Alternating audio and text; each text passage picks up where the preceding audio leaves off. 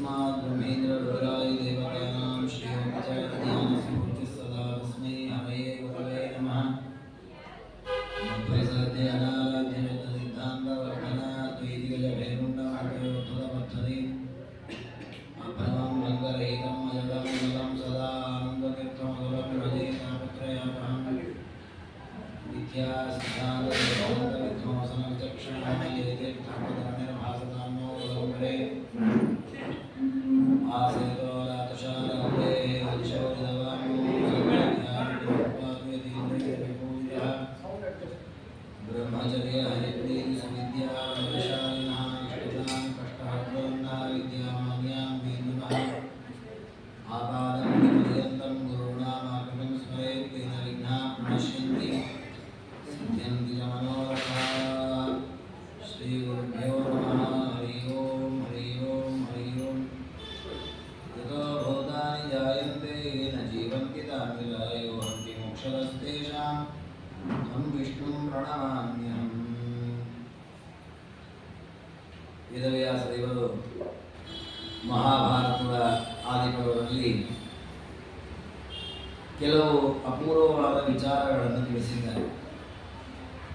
ದೇವರು ಈ ಜಗತ್ತಿನ ಸೃಷ್ಟಿಯಾದಿಗಳನ್ನು ಯಾವ ರೀತಿ ಮಾಡುತ್ತಾನೆ, ಈ ಸೃಷ್ಟಿಯಾದಿಗಳನ್ನು ಮಾಡುವ ಮೂಲಕ ಪರಮಾತ್ಮನ ಅಧೀನವಾಗಿ ಜಗತ್ತಿದೆ ಅಂತ ಹೇಗೆ ತಿಳ್ಕೊಳ್ಬೇಕು ಅನ್ನೋದನ್ನು ಮಹಾಭಾರತದ ಆದಿಪರ್ವದಲ್ಲಿ ಹೇಗೆ ತಿಳಿಸಿದ್ದಾರೋ ಅದೇ ರೀತಿ ವಿಷ್ಣು ರಹಸ್ಯದ ಆರಂಭದಲ್ಲಿಯೂ ಕೂಡ ಈ ದೇವರು ಬ್ರಹ್ಮದೇವರಿಗೆ ಉಪದೇಶ ಮಾಡಿದ ಅಂತ ಹೇಳಿದ ಮೇಲೆ ಅನೇಕ ಲೀಲೆಗಳು ದೇವರ ಮಹಿಮೆ.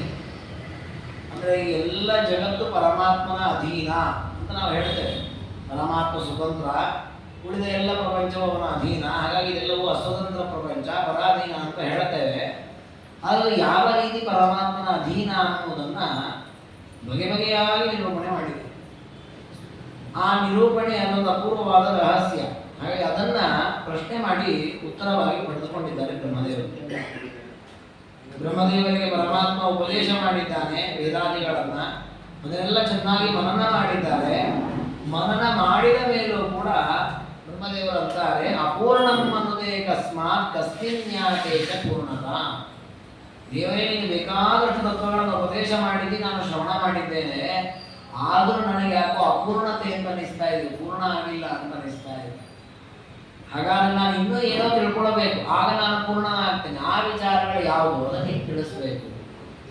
ಸರ್ವ ಪೂಜ್ಯ ಸರ್ವ ಗುರು, ನೀನು ಸರ್ವ ಪೂಜ್ಯನಾದವನು, ಎಲ್ಲ ಜ್ಞಾನವೂ ನಿನಗೆ ಇದೆ. ಹಾಗಾಗಿ ನೀನು ಸರ್ವರಿಗೂ ಗುರುವಾದವನು. ಹಾಗಾಗಿ ನೀನೇ ನಾನು ನಿನ್ನ ಶಿಷ್ಯ ಇದ್ದ ಹಾಗೆ ಯಾವ ತತ್ವಜ್ಞಾನದಿಂದ ನಾನು ಪೂರ್ಣನಾಗ್ತೇನೆ, ಕೃತಕೃತ್ಯನಾಗ್ತೇನೆ, ಅಂತಹ ಉಪದೇಶವನ್ನು ನೀನು ಮಾಡಬೇಕು ಅಂತ ಕೇಳುತ್ತಾರೆ.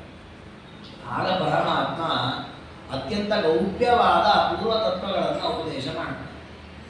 ಯಾವುದು ಅಂದರೆ ಮೊದಲು ತನ್ನ ವಿಷ್ಣು ಮೊದಲಾದ ಹೆಸರಿನ ಔಚಿತ್ಯವನ್ನು ಹೇಳ್ತಾನೆ. ದೇವರನ್ನು ವಿಷ್ಣು ಅಂತ ಕರೆದಿದ್ದಾನೆ. ಯಾಕೆ ಆ ಹೆಸರು ಅಂದರೆ ಅದಕ್ಕೊಂದು 4 ರೀತಿಯ ಅರ್ಥವನ್ನು ದೇವರು ಹೇಳಿದ್ದಾನೆ. ವ್ಯಾಪಕತ್ವಾದಹಂ ವಿಷ್ಣು ವಿಶಿಷ್ಟ ಪ್ರಾಣನಾದಿನ ವಿಶಿಷ್ಟ ಸುಖವತ್ವಾದೇರಪಿ ವಿಷ್ಣುರಹಂ ಶ್ರುತಃ. ದೇವರನ್ನು ವಿಷ್ಣು ಅಂತ ಕರೆದಿದೆ ಶಾಸ್ತ್ರಗಳಲ್ಲಿ. ಯಾಕೆ ದೇವರಿಗೆ ವಿಷ್ಣು? ವಿಷ್ಣು ಸೂಕ್ತ ಅಂತ ಪ್ರಸಿದ್ಧವಾದ ಸೂಕ್ತವೇ ಇದೆ. ಯಾಕೆ ವಿಷ್ಣು ಅಂತ ಕರೆಯುವುದು ಅಂದರೆ ವ್ಯಾಪಕತ್ವ, ಎಲ್ಲ ಕಡೆ ವ್ಯಾಪಿಸಿರೋದ್ರಿಂದ ಪರಮಾತ್ಮನ ವಿಷ್ಣು ಅಂತ ಹೇಳಿ. ಸಂಸ್ಕೃತದಲ್ಲಿ ಶಬ್ದಗಳ ಅರ್ಥವನ್ನು ಹೇಳುವಾಗ ಧಾತುಗಳ ಆಧಾರದಲ್ಲಿ ಹೇಳ್ತಾರೆ. ಹಾಗೆ ವಿಷ್ಣು ಅನ್ನುವಲ್ಲಿರುವ ಧಾತು ಅಂದರೆ ಅದು ವಿಷ ಪ್ರವೇಶನೆ ಅಂತ ಒಂದು ಧಾತು. ವಿಷದ ವ್ಯಾಪ್ತವು ಅಂತ, ವಿಷದ ವ್ಯಾಪ್ತವನ್ನು ಹೇಳಿ ವ್ಯಾಪಿಸಿಕೊಂಡಿದ್ದಾನೆ ಪರಮಾತ್ಮ. ಎಲ್ಲಿ? ಎಲ್ಲ ಕಡೆ. ಕಲ್ಲು, ಮಣ್ಣು, ನೀರು ಎಲ್ಲ ಕಡೆಯಲ್ಲೂ ಪರಮಾತ್ಮ ವ್ಯಾಪಿಸೋದ್ರಿಂದ ಪರಮಾತ್ಮನಿಗೆ ವಿಷ್ಣು ಅಂತ ಹೆಸರು. ಒಂದು ಕಾರಣ. ಮತ್ತೊಂದು ಕಾರಣ ವಿಶಿಷ್ಟ ಪ್ರಾಣನಾದಿತ, ವಿಶೇಷವಾಗಿ ಎಲ್ಲರಿಗೂ ಪ್ರೇರಕನಾಗಿದ್ದಾನೆ, ಅಂತರ್ಯಾಮಿಯಾಗಿದ್ದಾನೆ. ಅದಕ್ಕೂ ದೇವರನ್ನ ವಿಷ್ಣು ಅಂತ ಕರೀತಾರೆ. ಮೂರನೇ ಅರ್ಥ ವಿಶಿಷ್ಟ ಸುಖವತ್ವಾದೆ, ಎಲ್ಲರಿಗೂ ಸಾಮಾನ್ಯವಾದ ಸುಖ ಇದ್ರೆ ಪರಮಾತ್ಮನಲ್ಲಿ ವಿಶಿಷ್ಟವಾದ ಸುಖ ಇದೆ.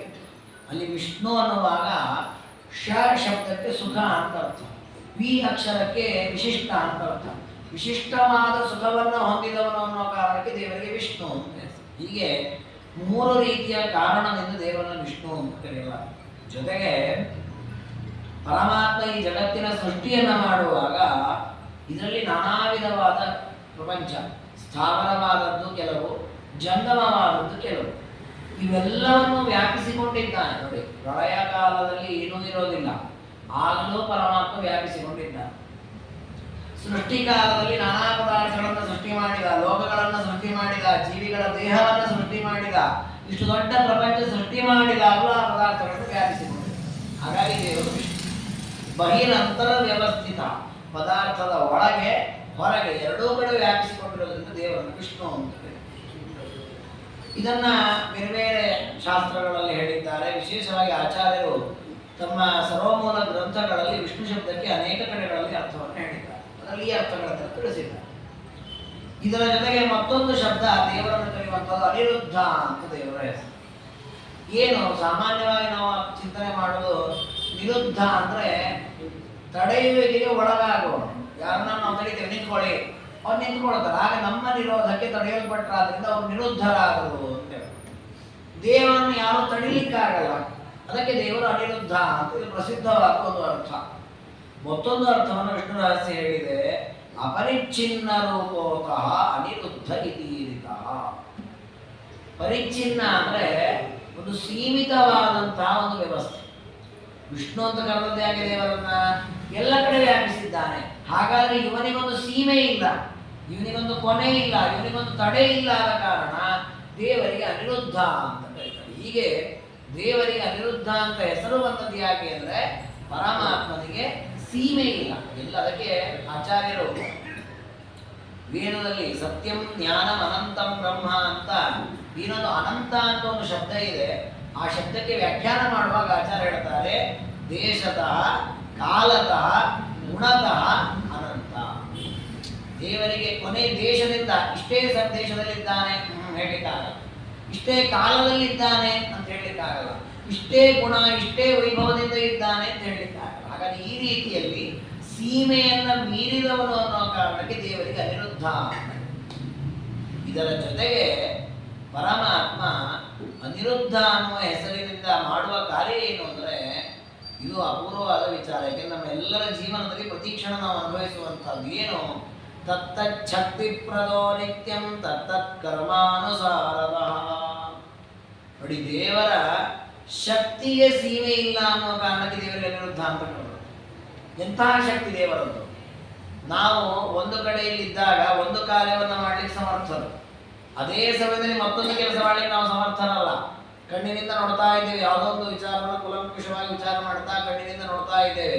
ಯಾರೋ ಮಾತಾಡಿದ ಪಕ್ಕ ಕೇಳೋದಿಲ್ಲ, ಅಥವಾ ಮಾತಾಡಿದ ಕೇಳಿದ್ರೆ ಏನೋ ಶಬ್ದಗಳು ಗೊತ್ತಾಗ್ತದೆ, ಏನು ಸ್ಪಷ್ಟವಾಗಿ ಏನು ವಿಚಾರ ಮಾತಾಡಿದ್ದಾರೆ ಅಂತ ಅರ್ಥ ಆಗಲ್ಲ. ಅದಷ್ಟೇ ಅಲ್ಲ, ಇನ್ನೂ ಸೂಕ್ಷ್ಮವಾಗಿ ನೋಡಿದ್ರೆ ಒಂದನ್ನು ನೋಡುವಾಗ ಇನ್ನೊಂದು ಕಾಣೋದಿಲ್ಲ, ಸರಿಯಾಗಿ ಅಸ್ಪಷ್ಟವಾಗಿ ಕಾಣುತ್ತಷ್ಟೇ. ನಾವಂತ ಇಲ್ಲ ನೋಡದೆ ಅದು ಇದನ್ನು ಸರಿಯಾಗಿ ಗಮನಿಸ್ತಿಲ್ಲ ಅಂತ ಹೇಳ್ತೇವೆ. ಹಾಗಾದ್ರೆ ಒಂದು ಕಾರ್ಯ ಮಾಡುವಾಗ ಮತ್ತೊಂದು ಕಾರ್ಯವನ್ನು ಮಾಡುವ ಸಾಮರ್ಥ್ಯ ನಮಗಿಲ್ಲ. ಒಬ್ಬನ ಮೂಲಕ ಒಂದು ಸತ್ಕರ್ಮಗಳನ್ನು ಪ್ರೇರಣೆ ಕೊಟ್ಟು ಮಾಡಿಸುವಾಗ ಇನ್ನಾಲ್ಕು ಜನ ದಾರಿ ತಪ್ಪಿದ್ರೆ ಅವರನ್ನು ಕರ್ಕೊಂಡ್ಬರ್ಲಿಕ್ಕೆ ಮತ್ತೆ ಬೇರೆ ಸಮಯ ತೆಗೆದುಕೊಳ್ತೇವೆ ನಾವು. ದೇವರು ಹಾಗಲ್ಲ, ಪ್ರತಿಯೊಬ್ಬರಲ್ಲಿಯೂ ಕಾರ್ಯಗಳನ್ನು ಮಾಡಿಸ್ತಾರೆ. ಅದು ಯಾವಾಗ ಒಂದೇ ಕಾಲದಲ್ಲಿ, ಭಿನ್ನ ಭಿನ್ನ ಕಾಲಗಳಲ್ಲ. ತತ್ತಚ್ಛಕ್ತಿ ಪ್ರದೋ ನಿತ್ಯಂ. ಆದ್ರೆ ನೋಡಿ ಎಷ್ಟು ಚಮತ್ಕಾರ ಅಂದ್ರೆ, ನಾವು ಒಟ್ಟಿಗೆ 4 ಜನ ಕೂಡಿಸಿ ಸಂಧ್ಯಾವಂದನೆ ಮಾಡಿಸ್ಬೋದು. ಒಬ್ರಿಗೆ ಸಂಧ್ಯಾವಂದನೆ ಮಾಡಿಸ್ಬೇಕು, ಒಬ್ರಿಗೆ ವೈಷ್ಣದೇವ ಮಾಡಿಸ್ಬೇಕು, ಒಬ್ನಿಗೆ ಅಗ್ನಿಕಾರ್ಯ ಮಾಡಿಸ್ಬೇಕು, ಒಬ್ನಿಗೆ ಹೋಮಾನ ಮಾಡಿಸ್ಬೇಕು. ಯಾವಾಗ ಒಂದೇ ಕಾಲದಲ್ಲಿ ಆಗತ್ತ ನಮ್ಮ ಕೈ ಮಾಡಿಸ್ಲಿಕ್ಕೆ ಆಗಲ್ಲ. ನಿಧಾನ ನೀವು ಆಮೇಲೆ ಬನ್ನಿ, ಅರ್ಧ ಗಂಟೆ ವ್ಯತ್ಯಾಸ ಮಾಡಿ ಬನ್ನಿ ಅಂತ ಹೇಳಿ ಕಳಿಸ್ತೇವೆ. ದೇವರು ಹಾಗಲ್ಲ, ಒಂದೇ ಕಾಲದಲ್ಲಿ ಅವರವರ ಕರ್ಮಕ್ಕನುಗುಣವಾದ ಕಾರ್ಯಗಳನ್ನು ಅವರಿಂದ ಮಾಡಿಸ್ತಾನೆ. ಒಬ್ಬರ ಹತ್ರ ನಗಿಸ್ತಾನೆ, ಒಬ್ಬರ ಹತ್ರ ಅಳಿಸ್ತಾನೆ, ಒಬ್ಬರ ಹತ್ರ ಮಲಗಿಸ್ತಾನೆ, ಒಬ್ಬರನ್ನ ಹೇಳಿಸ್ತಾನೆ. ಇದೆಲ್ಲ ಯಾವ ಕಾಲ ಒಂದೇ ಕಾಲದಲ್ಲಿ ಮಾಡ್ತಾನೆ. ಅದು ಎಲ್ಲ ಕಾರ್ಯಗಳನ್ನು ಒಬ್ಬರೇ ಮಾಡ್ತಾರೆ. ತತ್ತಚ್ಛಕ್ತಿ ಪ್ರದ, ಆ ಶಕ್ತಿಯನ್ನು ಅವರವರಿಗೆ ಕೊಟ್ಟು ಅವರಿಂದ ಆ ಕರ್ಮಗಳನ್ನು ಮಾಡಿಸ್ತಾ ಇದ್ದಾನೆ. ಸರ್ವತ್ರ ವಸ್ತಿದೆ ದೇವರು. ಇಷ್ಟೆಲ್ಲ ಮಾಡುವಾಗ ಒಂದು ಕಡೆಯಲ್ಲಿ ಅವನಿಗೆ ಯಾರೋ ತಡೆ ಮಾಡಿಬಿಟ್ರು ಅಥವಾ ಅವನು ಅನ್ಕೊಂಡದನ್ನು ಸಾಧಿಸಲಿಕ್ಕೆ ಆಗಲಿಲ್ಲ ಅನ್ನುವ ನಿರೋಧವೇ ಇಲ್ಲದ ಕಾರಣ ಪರಮಾತ್ಮನ ಅನಿರುದ್ಧ. ಈ ಪ್ರಮಾಣಕ್ಕೆ ಹತ್ತಿರವಾದ ವಾಕ್ಯವನ್ನು ಆಚಾರ್ಯ ಹೇಳಿದ್ದಾರೆ. ತತ್ರ ತತ್ರ ಸ್ಥಿತೋ ವಿಷ್ಣು ತತ್ತಚ್ಛಕ್ತಿ ಪ್ರಬೋಧಯನ್ ಅಂತ ಆಚಾರದ ಪ್ರಮಾಣ ಕೊಟ್ಟಿದ್ದಾರೆ. ಪುಸ್ತಕದ ಮೂಲ ಗ್ರಂಥ ಯಾವುದಂತ ಸಿಗಲ್ಲ, ಅದಕ್ಕೆ ಹತ್ತಿರದಲ್ಲಿರುವ ಈ ಪ್ರಮಾಣ ವಿಷ್ಣು ರಹಸ್ಯದಲ್ಲಿ ಸಿಗ್ತದೆ. ಹೀಗೆ ಆಚಾರ್ಯರ ಒಂದು ಪ್ರಮಾಣಕ್ಕೆ ಹತ್ತಿರವಾದ ವಿಷಯವನ್ನು ಈ ಪ್ರಮಾಣ ನಿರೂಪಣೆ ಮಾಡುತ್ತೆ. ಇನ್ನು ಪರಮಾತ್ಮ ಎಲ್ಲ ಪದಾರ್ಥಗಳ ಒಳಗಿದ್ದು ಕಾರ್ಯವನ್ನು ಮಾಡಿಸ್ತಾನೆ ಎನ್ನುವಾಗ ಆ ಪದಾರ್ಥಗಳಲ್ಲಿ ಹೇಗಿದ್ದಾನೆ ಅದಕ್ಕೊಂದು ದೃಷ್ಟಾಂತವನ್ನು ಕೊಟ್ಟಿದೆ ವಿಷ್ಣು ರಹಸ್ಯ. ಘಟಾಕಾರಂ ಭವತ್ಯೇವ ಘಟಸ್ಥಂ ಸಲಿಲಂ ಯಥಾ ತತ್ತದಾಕಾರವಾನ್ ವಿಷ್ಣು ತತ್ತದ್ವಸ್ತು ಸ್ಥಿತಸ್ತಥಾ. ದೇವರೆಲ್ಲ ಕಡೆ ಇದ್ದಾನೆ ಎಂದಾಗ ನಾವು ಸಂದೇಹ ಬರ್ಬೋದಲ್ಲ. ಆನೆಯಲ್ಲಿ ದೊಡ್ಡ ಶರೀರದಲ್ಲಿ ಆನೆಯ ರೂಪದಲ್ಲಿ ಪರಮಾತ್ಮ ಇದ್ದಾನೆ.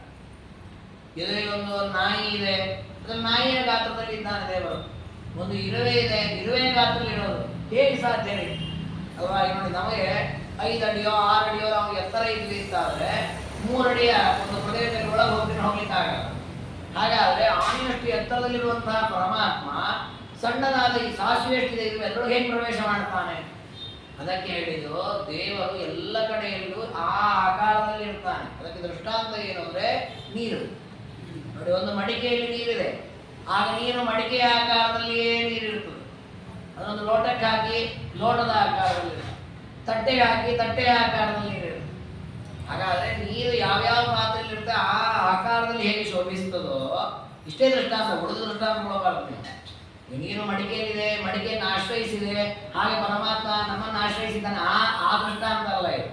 ನೀರು ಆ ಪದಾರ್ಥಗಳ ಆಕಾರದಲ್ಲಿ ಯಾವ ರೀತಿ ಇರ್ತದೋ ಅದೇ ರೀತಿ ಪರಮಾತ್ಮ ದೊಡ್ಡವರಲ್ಲಿ ದೊಡ್ಡ ಆಕಾರದಲ್ಲಿ, ಚಿಕ್ಕವರಲ್ಲಿ ಚಿಕ್ಕ ಆಕಾರದಲ್ಲಿ, ಅಗಲವಾದವರಲ್ಲಿ ಅಗಲ ಆಕಾರದಲ್ಲಿ, ಹೀಗೆ ಅವರವರು ಯಾವ್ಯಾವ ಆಕಾರದಲ್ಲಿದ್ದಾರೋ ಆ ಆಕಾರದಲ್ಲಿಯೇ ಪರಮಾತ್ಮ. ಇದು ದೇವರ ದೊಡ್ಡ ಕಾರುಣ್ಯ. ಯಾಕೆ ನೋಡಿ, ದೇವರು ಇಲ್ಲಪ್ಪ ನೀವು ಬಹಳ ಎತ್ತರ ಇದ್ದೀನಿ, ನಿನ್ನೊಳಗೆ ಪ್ರವೇಶ ಮಾಡ್ಲಿಕ್ಕೆ ಇಂಟ್ರೆಸ್ಟ್ ಇದೆ, ನಾನು ಬರಲ್ಲ ಅಂದ್ಬಿಟ್ರೆ ಎತ್ತರವಿದ್ದ ಮನುಷ್ಯ ಬಿದ್ದೇ ಹೋಗ್ತಾನೆ. ಹಾಗಾಗಿ ದೇವರು ಯಾರನ್ನು ಬಿಡೋ ಹಾಗಿಲ್ಲ. ಹಾಗಾಗಿ ದೇವರು ಕಾರುಣ್ಯದಿಂದ ನಮ್ಮ ಮೇಲೆ ಉದ್ಧಾರ ಮಾಡಲಿಕ್ಕೆ ಪ್ರತಿಯೊಬ್ಬರನ್ನು ಪ್ರವೇಶ ಮಾಡಿದ್ದಾನೆ. ತತ್ತದ ಆಕಾರವ, ಆ ಆಕಾರದಲ್ಲಿ ಇದ್ದಾನೆ, ಆ ವಸ್ತುಗಳಲ್ಲಿ ಇದ್ದಾನೆ, ಆ ಹೆಸರಿನಿಂದ ಕರೆಸಿಕೊಳ್ತಾನೆ, ಆ ಪದಾರ್ಥಗಳಿಗಿಂತ ಭಿನ್ನನಾಗಿದ್ದಾನೆ. ಇದು ಇಷ್ಟು ತಿಳ್ಕೊಳ್ಬೇಕು. ಇಲ್ಲಿ ಕೆಲವರು ಬಿಡೋದಿದೆ, ಆ ಆಕಾರಗಳಿಂದ ಇದ್ದು ಪರಮಾತ್ಮ ಆ ವಸ್ತುವೇ ಆಗಿದ್ದಾನೆ ಅಂತ. ಅದು ಮಹಾಪಾಪ. ವಸ್ತುಗಳು ದೇವರಲ್ಲ, ವಸ್ತುಗಳ ಒಳಗೆ ದೇವರಿದ್ದಾನೆ, ವಸ್ತುಗಳ ಆಕಾರದಲ್ಲಿದ್ದಾನೆ, ವಸ್ತುಗಳ ಹೆಸರಿನಿಂದಲೇ ಕರೆಸಿಕೊಳ್ತಾನೆ. ನೋಡಿ ಎಷ್ಟು ಸೂಕ್ಷ್ಮವಾಗಿದೆ ಅಂದ್ರೆ ಸ್ವಲ್ಪದರಲ್ಲಿ ಪಾಪ ಸಂಪಾದನೆ ಆಗಿಬಿಡುತ್ತೆ. ಮಡಿಕೆಯೊಳಗೆ ಮಡಿಕೆ ಅನ್ನುವ ಹೆಸರಿನಿಂದಲೇ ದೇವರಿರೋದು, ಮಡಿಕೆಯ ಆಕಾರದಲ್ಲಿಯೇ ಇರೋದು, ಮಡಿಕೆಯ ಒಳಗೇ ಇರೋದು, ಆ ಮಡಿಕೆ ದೇವರು. ಹೀಗೆ ತಿಳ್ಕೊಳ್ಬೇಕು ಅಂತ. ಅನಂತ ಶಕ್ತಿ ಈಶಾನಂ ಕಥಯಂತ್ಯಪಿ ವೈಮಿತ. ಈ ರೀತಿ ಅನಂತ ಶಕ್ತಿಯುಕ್ತನಾಗಿ ಪರಮಾತ್ಮ ತಾನು ಒಳಗೆ ಪ್ರವೇಶ ಮಾಡಿದ್ದಾನೆ. ಇಂತಹ ಪರಮಾತ್ಮ ಈ ರೀತಿ ವೈಭವದಿಂದ ಅದ್ಭುತವಾದ ತನ್ನ ಶಕ್ತಿ ಸಾಮರ್ಥ್ಯದಿಂದ ನಾನಾ ವಿಧವಾದ ಚೇಷ್ಟೆಗಳನ್ನು ಮಾಡ್ತಾನೆ. ಇದನ್ನು ಜ್ಞಾನಿಗಳು ಗುರುತಿಸ್ತಾರೆ, ಅವರು ತಿಳ್ಕೊಳ್ತಾರೆ. ಸಾಮಾನ್ಯರಿಗೆ ಗೊತ್ತಾಗಲ್ಲ. ಶಿಕ್ಷಯಂತಿ ಸ್ವಶಿಷ್ಯೇಷು ಪ್ರಪನ್ನೇಶ್ವರಿ ನಿತ್ಯಶಃ ದಯಾಲವ ಪದಂ ವಿಷ್ಣು ಸ್ವೀದೃಶಂ ಸದಸತ್ಪರಂ. ಹೀಗೆ ಪರಮಾತ್ಮ ಕಾರ್ಯರೂಪವಾದ ಪದಾರ್ಥಗಳು, ಕಾರಣ ರೂಪವಾದ ಪದಾರ್ಥಗಳು. ನಮಗೆ ಹಾಲು ಕಾರ್ಯರೂಪ. ಆ ಹಾಲು ಬಂದದ್ದು ಯಾವುದರಿಂದ? ಹಸುವಿನ ಮೂಲಕ. ಹಸು ಅದಕ್ಕೆ ಕಾರಣ. ಅದೇ ರೀತಿ ಹುಲ್ಲು ಅದಕ್ಕೆ ಕಾರಣ. ಹಾಗಾದ್ರೆ ಹುಲ್ಲು, ಹಸು ಇವೆಲ್ಲ ಕಾರಣೀಭೂತವಾದ ಪದಾರ್ಥಗಳು. ಹಾಲು, ಮಡಿಕೆ ಇವೆಲ್ಲ ಕಾರ್ಯವಾದ ಪದಾರ್ಥಗಳು. ಈ ಕಾರಣೀಭೂತವಾದ ಪದಾರ್ಥ, ಕಾರ್ಯವಾದ ಪದಾರ್ಥ, ಎಲ್ಲ ಪದಾರ್ಥಗಳಲ್ಲಿ ದೇವರಿದ್ದ. ಆದರೆ ಆ ಎಲ್ಲ ಪದಾರ್ಥಗಳಿಗಿಂತ ಪರಂ ಭಿನ್ನನಾಗಿದ್ದಾನೆ ಅಂತ ತಿಳಿದುಕೊಳ್ಳಬೇಕು. ಈ ರೀತಿಯಾದ ದೇವರ ಮಹಿಮೆಯನ್ನ ಜ್ಞಾನಿಗಳು ಸಜ್ಜನರಿಗೆ ಉಪದೇಶವನ್ನ ಮಾಡಿ ಪರಮಾತ್ಮನ ಮಹಿಮೆಯನ್ನು ತಿಳಿಸಿಕೊಡುತ್ತಾರೆ. ಆದರೆ ದುರ್ಬುದ್ಧಿಯವರು ಮಾಯಾ ಮುಷಿತ ಚಕ್ಷುಷ, ಯಾರಿಗೆ ಸರಿಯಾದ ವಿವೇಕ ಇಲ್ಲ, ಸರಿಯಾಗಿ ಗುರುಗಳ ಅನುಗ್ರಹವಾಗಿಲ್ಲ, ಶಾಸ್ತ್ರಜ್ಞಾನವಿಲ್ಲ, ಅಂಥವರು ಪರಮಾತ್ಮನ ಈ ಒಂದು ವೈಭವವನ್ನು ತಿಳ್ಕೊಳ್ಳೋದಿಲ್ಲ. ತಿಳ್ಕೊಳ್ಳೋದೇ ಏನು ಮಾಡ್ತಾರೆ ನೋಡಿ, ಎಲ್ಲ ಕಡೆ ದೇವರಿದ್ದಾನೆ, ಅವನೇ ಒಳಗಿನಿಂದ ಮಾಡಿಸ್ತಾನೆ, ಅವನ ಪ್ರೇರಣೆಯಿಂದಲೇ ಎಲ್ಲವೂ ನಡೀತದೆ ಅಂತ ದೇವರ ಸ್ವಾತಂತ್ರ್ಯ ನಮ್ಮ ಅಸ್ವಾತಂತ್ರ್ಯ ತಿಳಿದಾಗ ದುಃಖದಿಂದ ಪಾರಾಗಬಹುದು. ಇದನ್ನು ತಿಳಿಯದೇ ಇದ್ದವರು ಏನು ಮಾಡ್ತಾರೆ? ದೇವರು ಸ್ವತಂತ್ರ ಅಂತ ತಿಳಿಯದೇ ಇದ್ದವರು ನಾನು ಸ್ವತಂತ್ರ ಅಂತ ಅಹಂಕಾರದಿಂದ ವರ್ತಿಸ್ತಾನೆ. ಹಾಗೆ ವರ್ತಿಸಿದಾಗ ಏನಾಗತ್ತೆ? ಮಮತಾ ಬುದ್ಧಯ ಸದಾ ಅನಿಚ್ಛಂತೋ ವಿಭುಂಜಂತಿ ದುಃಖಾನಿ ವಿವಿಧಾನ್ಯಪಿ. ಅನೇಕ ಜನರ ತಲೆಯಲ್ಲೊಂದು ಭ್ರಮೆ ಇದೆ. ನಾನು ಅನ್ಕೊಂಡಿದ್ದು ನಾನು ಸಾಧಿಸ್ತೀನಿ, ನಾನು ಅನ್ಕೊಂಡಿದ್ದು ಸಾಧಿಸ್ತೇನೆ ಅಂದ್ರೆ ಹೇಗೆ ಸಾಧ್ಯ ಆಯಿತು? ಅದು ದೇವರ ಸಂಕಲ್ಪಕ್ಕೆ ಬಂದಾಗ ಸಾಧನೆ ಮಾಡ್ಲಿಕ್ಕೆ ಆಗಿದೆ. ಅದಕ್ಕೆ ದಾಸರು ಹೇಳಿದ್ರು, ನಿನ್ನ ಚಿತ್ತಕ್ಕೆ ಬಂದದ್ದು ಎಲ್ಲ ಚಿತ್ತಕ್ಕೆ ಬರುತ್ತೆ. ಆಗ ನೋಡಿ ಸಮಸ್ಯೆ ಇಲ್ಲಲ್ಲ, ನಾವು ಅನ್ಕೊಂಡಿದ್ದು ಸಾಧಿಸ್ಬೋದು. ಯಾಕೆ ದೇವರ ಇಚ್ಛೆ ಬಂದದ್ದೇ ನಾವು ಇಚ್ಛೆ ಪಟ್ಬಿಟ್ರೆ, ದೇವರ ಇಚ್ಛೆಗೆ ಬಾರದನ್ನು ನಾವು ಇಚ್ಛೆ ಪಟ್ಬಿಟ್ರೆ ಅದು ಖಂಡಿತ ಸಾಧಿಸ್ಲಿಕ್ಕೆ ಆಗೋದೇ ಇಲ್ಲ. ಅರ್ಜುನನ ಕಥೆಯಲ್ಲಿ ಬರ್ತದೆ. ಅರ್ಜುನ ಎಂಥ ಪರಾಕ್ರಮ. 18 ದಿನಗಳ ಕಾಲ ಯುದ್ಧ ಮಾಡಿದ್ದವರು. ಆ ಯುದ್ಧ ಮುಗಿದ ಮೇಲೆ ಒಂದು ಬಾರಿ ಕೃಷ್ಣ ಪರಮಾತ್ಮ ಯಾಗ ಮಾಡ್ತಾ ಇರ್ತಾನೆ, ಒಂದೇ ದಿನದ ಯಾಗ. ಒಬ್ಬ ಬ್ರಾಹ್ಮಣ ಬಂದು ಹೇಳ್ತಾನೆ ಕೃಷ್ಣದೇವರೇ, ನಾನು ಮಕ್ಕಳನ್ನು ಪಡಿಬೇಕು ಅಂತ ಎಷ್ಟು ವರ್ಷದಿಂದ ದೇವರ ಸೇವೆ ಮಾಡಿ ಮಕ್ಕಳನ್ನು ಪಡೆದೆ. 3 ಮಕ್ಕಳು ಹುಟ್ಟಿದ ಮಕ್ಕಳೆಲ್ಲ ಹುಟ್ಟಿದ ದಿವಸವೇ ಸತ್ತು ಹೋಗ್ತಾ ಇದ್ರು. ಸತ್ತು ಹೋಗೋದಷ್ಟೇ ಅಲ್ಲ, ಅಳತದೆ ಮಗು. ಮರುಕ್ಷಣ ಹೋಗಿ ನೋಡಿದ್ರೆ ತಾಯಿ ಮಾತಾಡ್ತಾಳೆ, ಮಗುವೇ ಅವರು. ಅದಕ್ಕೀಗ 4ನೇ ಬಾರಿ ಗರ್ಭವತಿ ಆಗಿದ್ದಾಳೆ ನನ್ನ ಹೆಂಡತಿ, ಅದಕ್ಕೆ ಇನ್ನೊಂದು ರಕ್ಷಣೆ ಮಾಡಬೇಕು. ಆಗ ಅರ್ಜುನಂತಾರೆ, ಅಯ್ಯೋ ಇಷ್ಟು ಸಣ್ಣ ಕೆಲಸ ಕೃಷ್ಣನ ಕರಿಬೇಕಾ, ನಾನು ಬರ್ತೇನೆ, ನಾನು ಮಾಡಿಕೊಡ್ತೇನೆ. ಅದಕ್ಕೆ ಆ ಬ್ರಾಹ್ಮಣ ಅಂತ ಸುಲಭ ಅಲ್ಲ, ಯಾವುದೋ ದುಷ್ಟಶಕ್ತಿ ಇಷ್ಟು ಬಾಧೆ ಆಗ್ತಾ ಇದೆ ಅಂತ. ಅದಕ್ಕೆ ಅರ್ಜುನಂತ ನನ್ನನ್ನೇನು ಸಾಮಾನ್ಯ ಅನ್ಕೊಂಡ್ರ? ಸಾಮಾನ್ಯ ಒಬ್ಬ ಗೊಲ್ಲ ಕೃಷ್ಣ, ಅವನನ್ನು ರಕ್ಷಣೆ ಕೇಳಿಕ್ಕೆ ಬಂದಿದ್ದೀರಿ ನೀವು. ನಾನು ಎಂಥ ಪರಾಕ್ರಮಿ, ನಿವಾತ ಕವಚವನ್ನು ಸೋಲಿಸಿದವನು, 18 ದಿನಗಳ ಕಾಲ ಯುದ್ಧ ಮಾಡಿದವನು ರಣರಂಗದಲ್ಲಿ. ನನಗೆ ದೊಡ್ಡದ? ಖಂಡಿತ ನಾನು ಮಾಡ್ತೇನೆ. ನೋಡಿ, ದೇವರು ಮಾಡಿಸ್ತಾ ಇದ್ದಾನೆ ಅನ್ನೋದನ್ನು ಮರೆತು ಬಿಟ್ಟಲ್ಲ ಅರ್ಜುನರು. ದೇವರದಕ್ಕೆ ಏನು ಮಾಡಿದಾದ್ರೆ ಇವರು ಹೋಗಿ ಆ ಬ್ರಾಹ್ಮಣನ ಆಶ್ರಮದ ಸುತ್ತ ಬಾಣಗಳಿಂದ ಒಂದು ಕೋಟೆ ನಿರ್ಮಾಣ ಮಾಡಿಬಿಟ್ರು. ಒಂದು ಸಣ್ಣ ಇರುವೆ ಒಳಗೆ ಹೋಗಬಾರ್ದು. ಹಾಗೆ ಮಾಡಿದ್ರು, ಮಗು ಹುಟ್ಟಿತು, ಅಳತು, ಮಗು ಮಾಯ ಆಯ್ತು.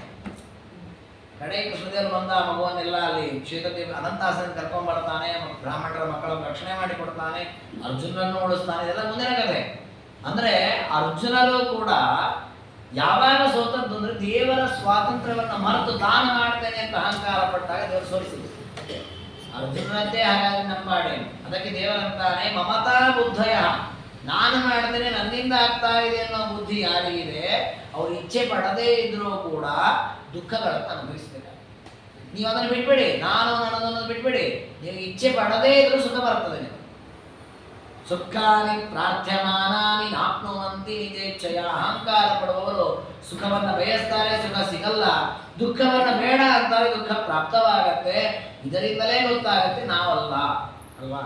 ನಾವು ಇಚ್ಛೆ ಪಡೋದು ಪ್ರತಿನಿತ್ಯ ಸುಖವಾಗಲಿ, ದುಃಖ ಆಗದೇ ಇರಲಿ ಅಂತ.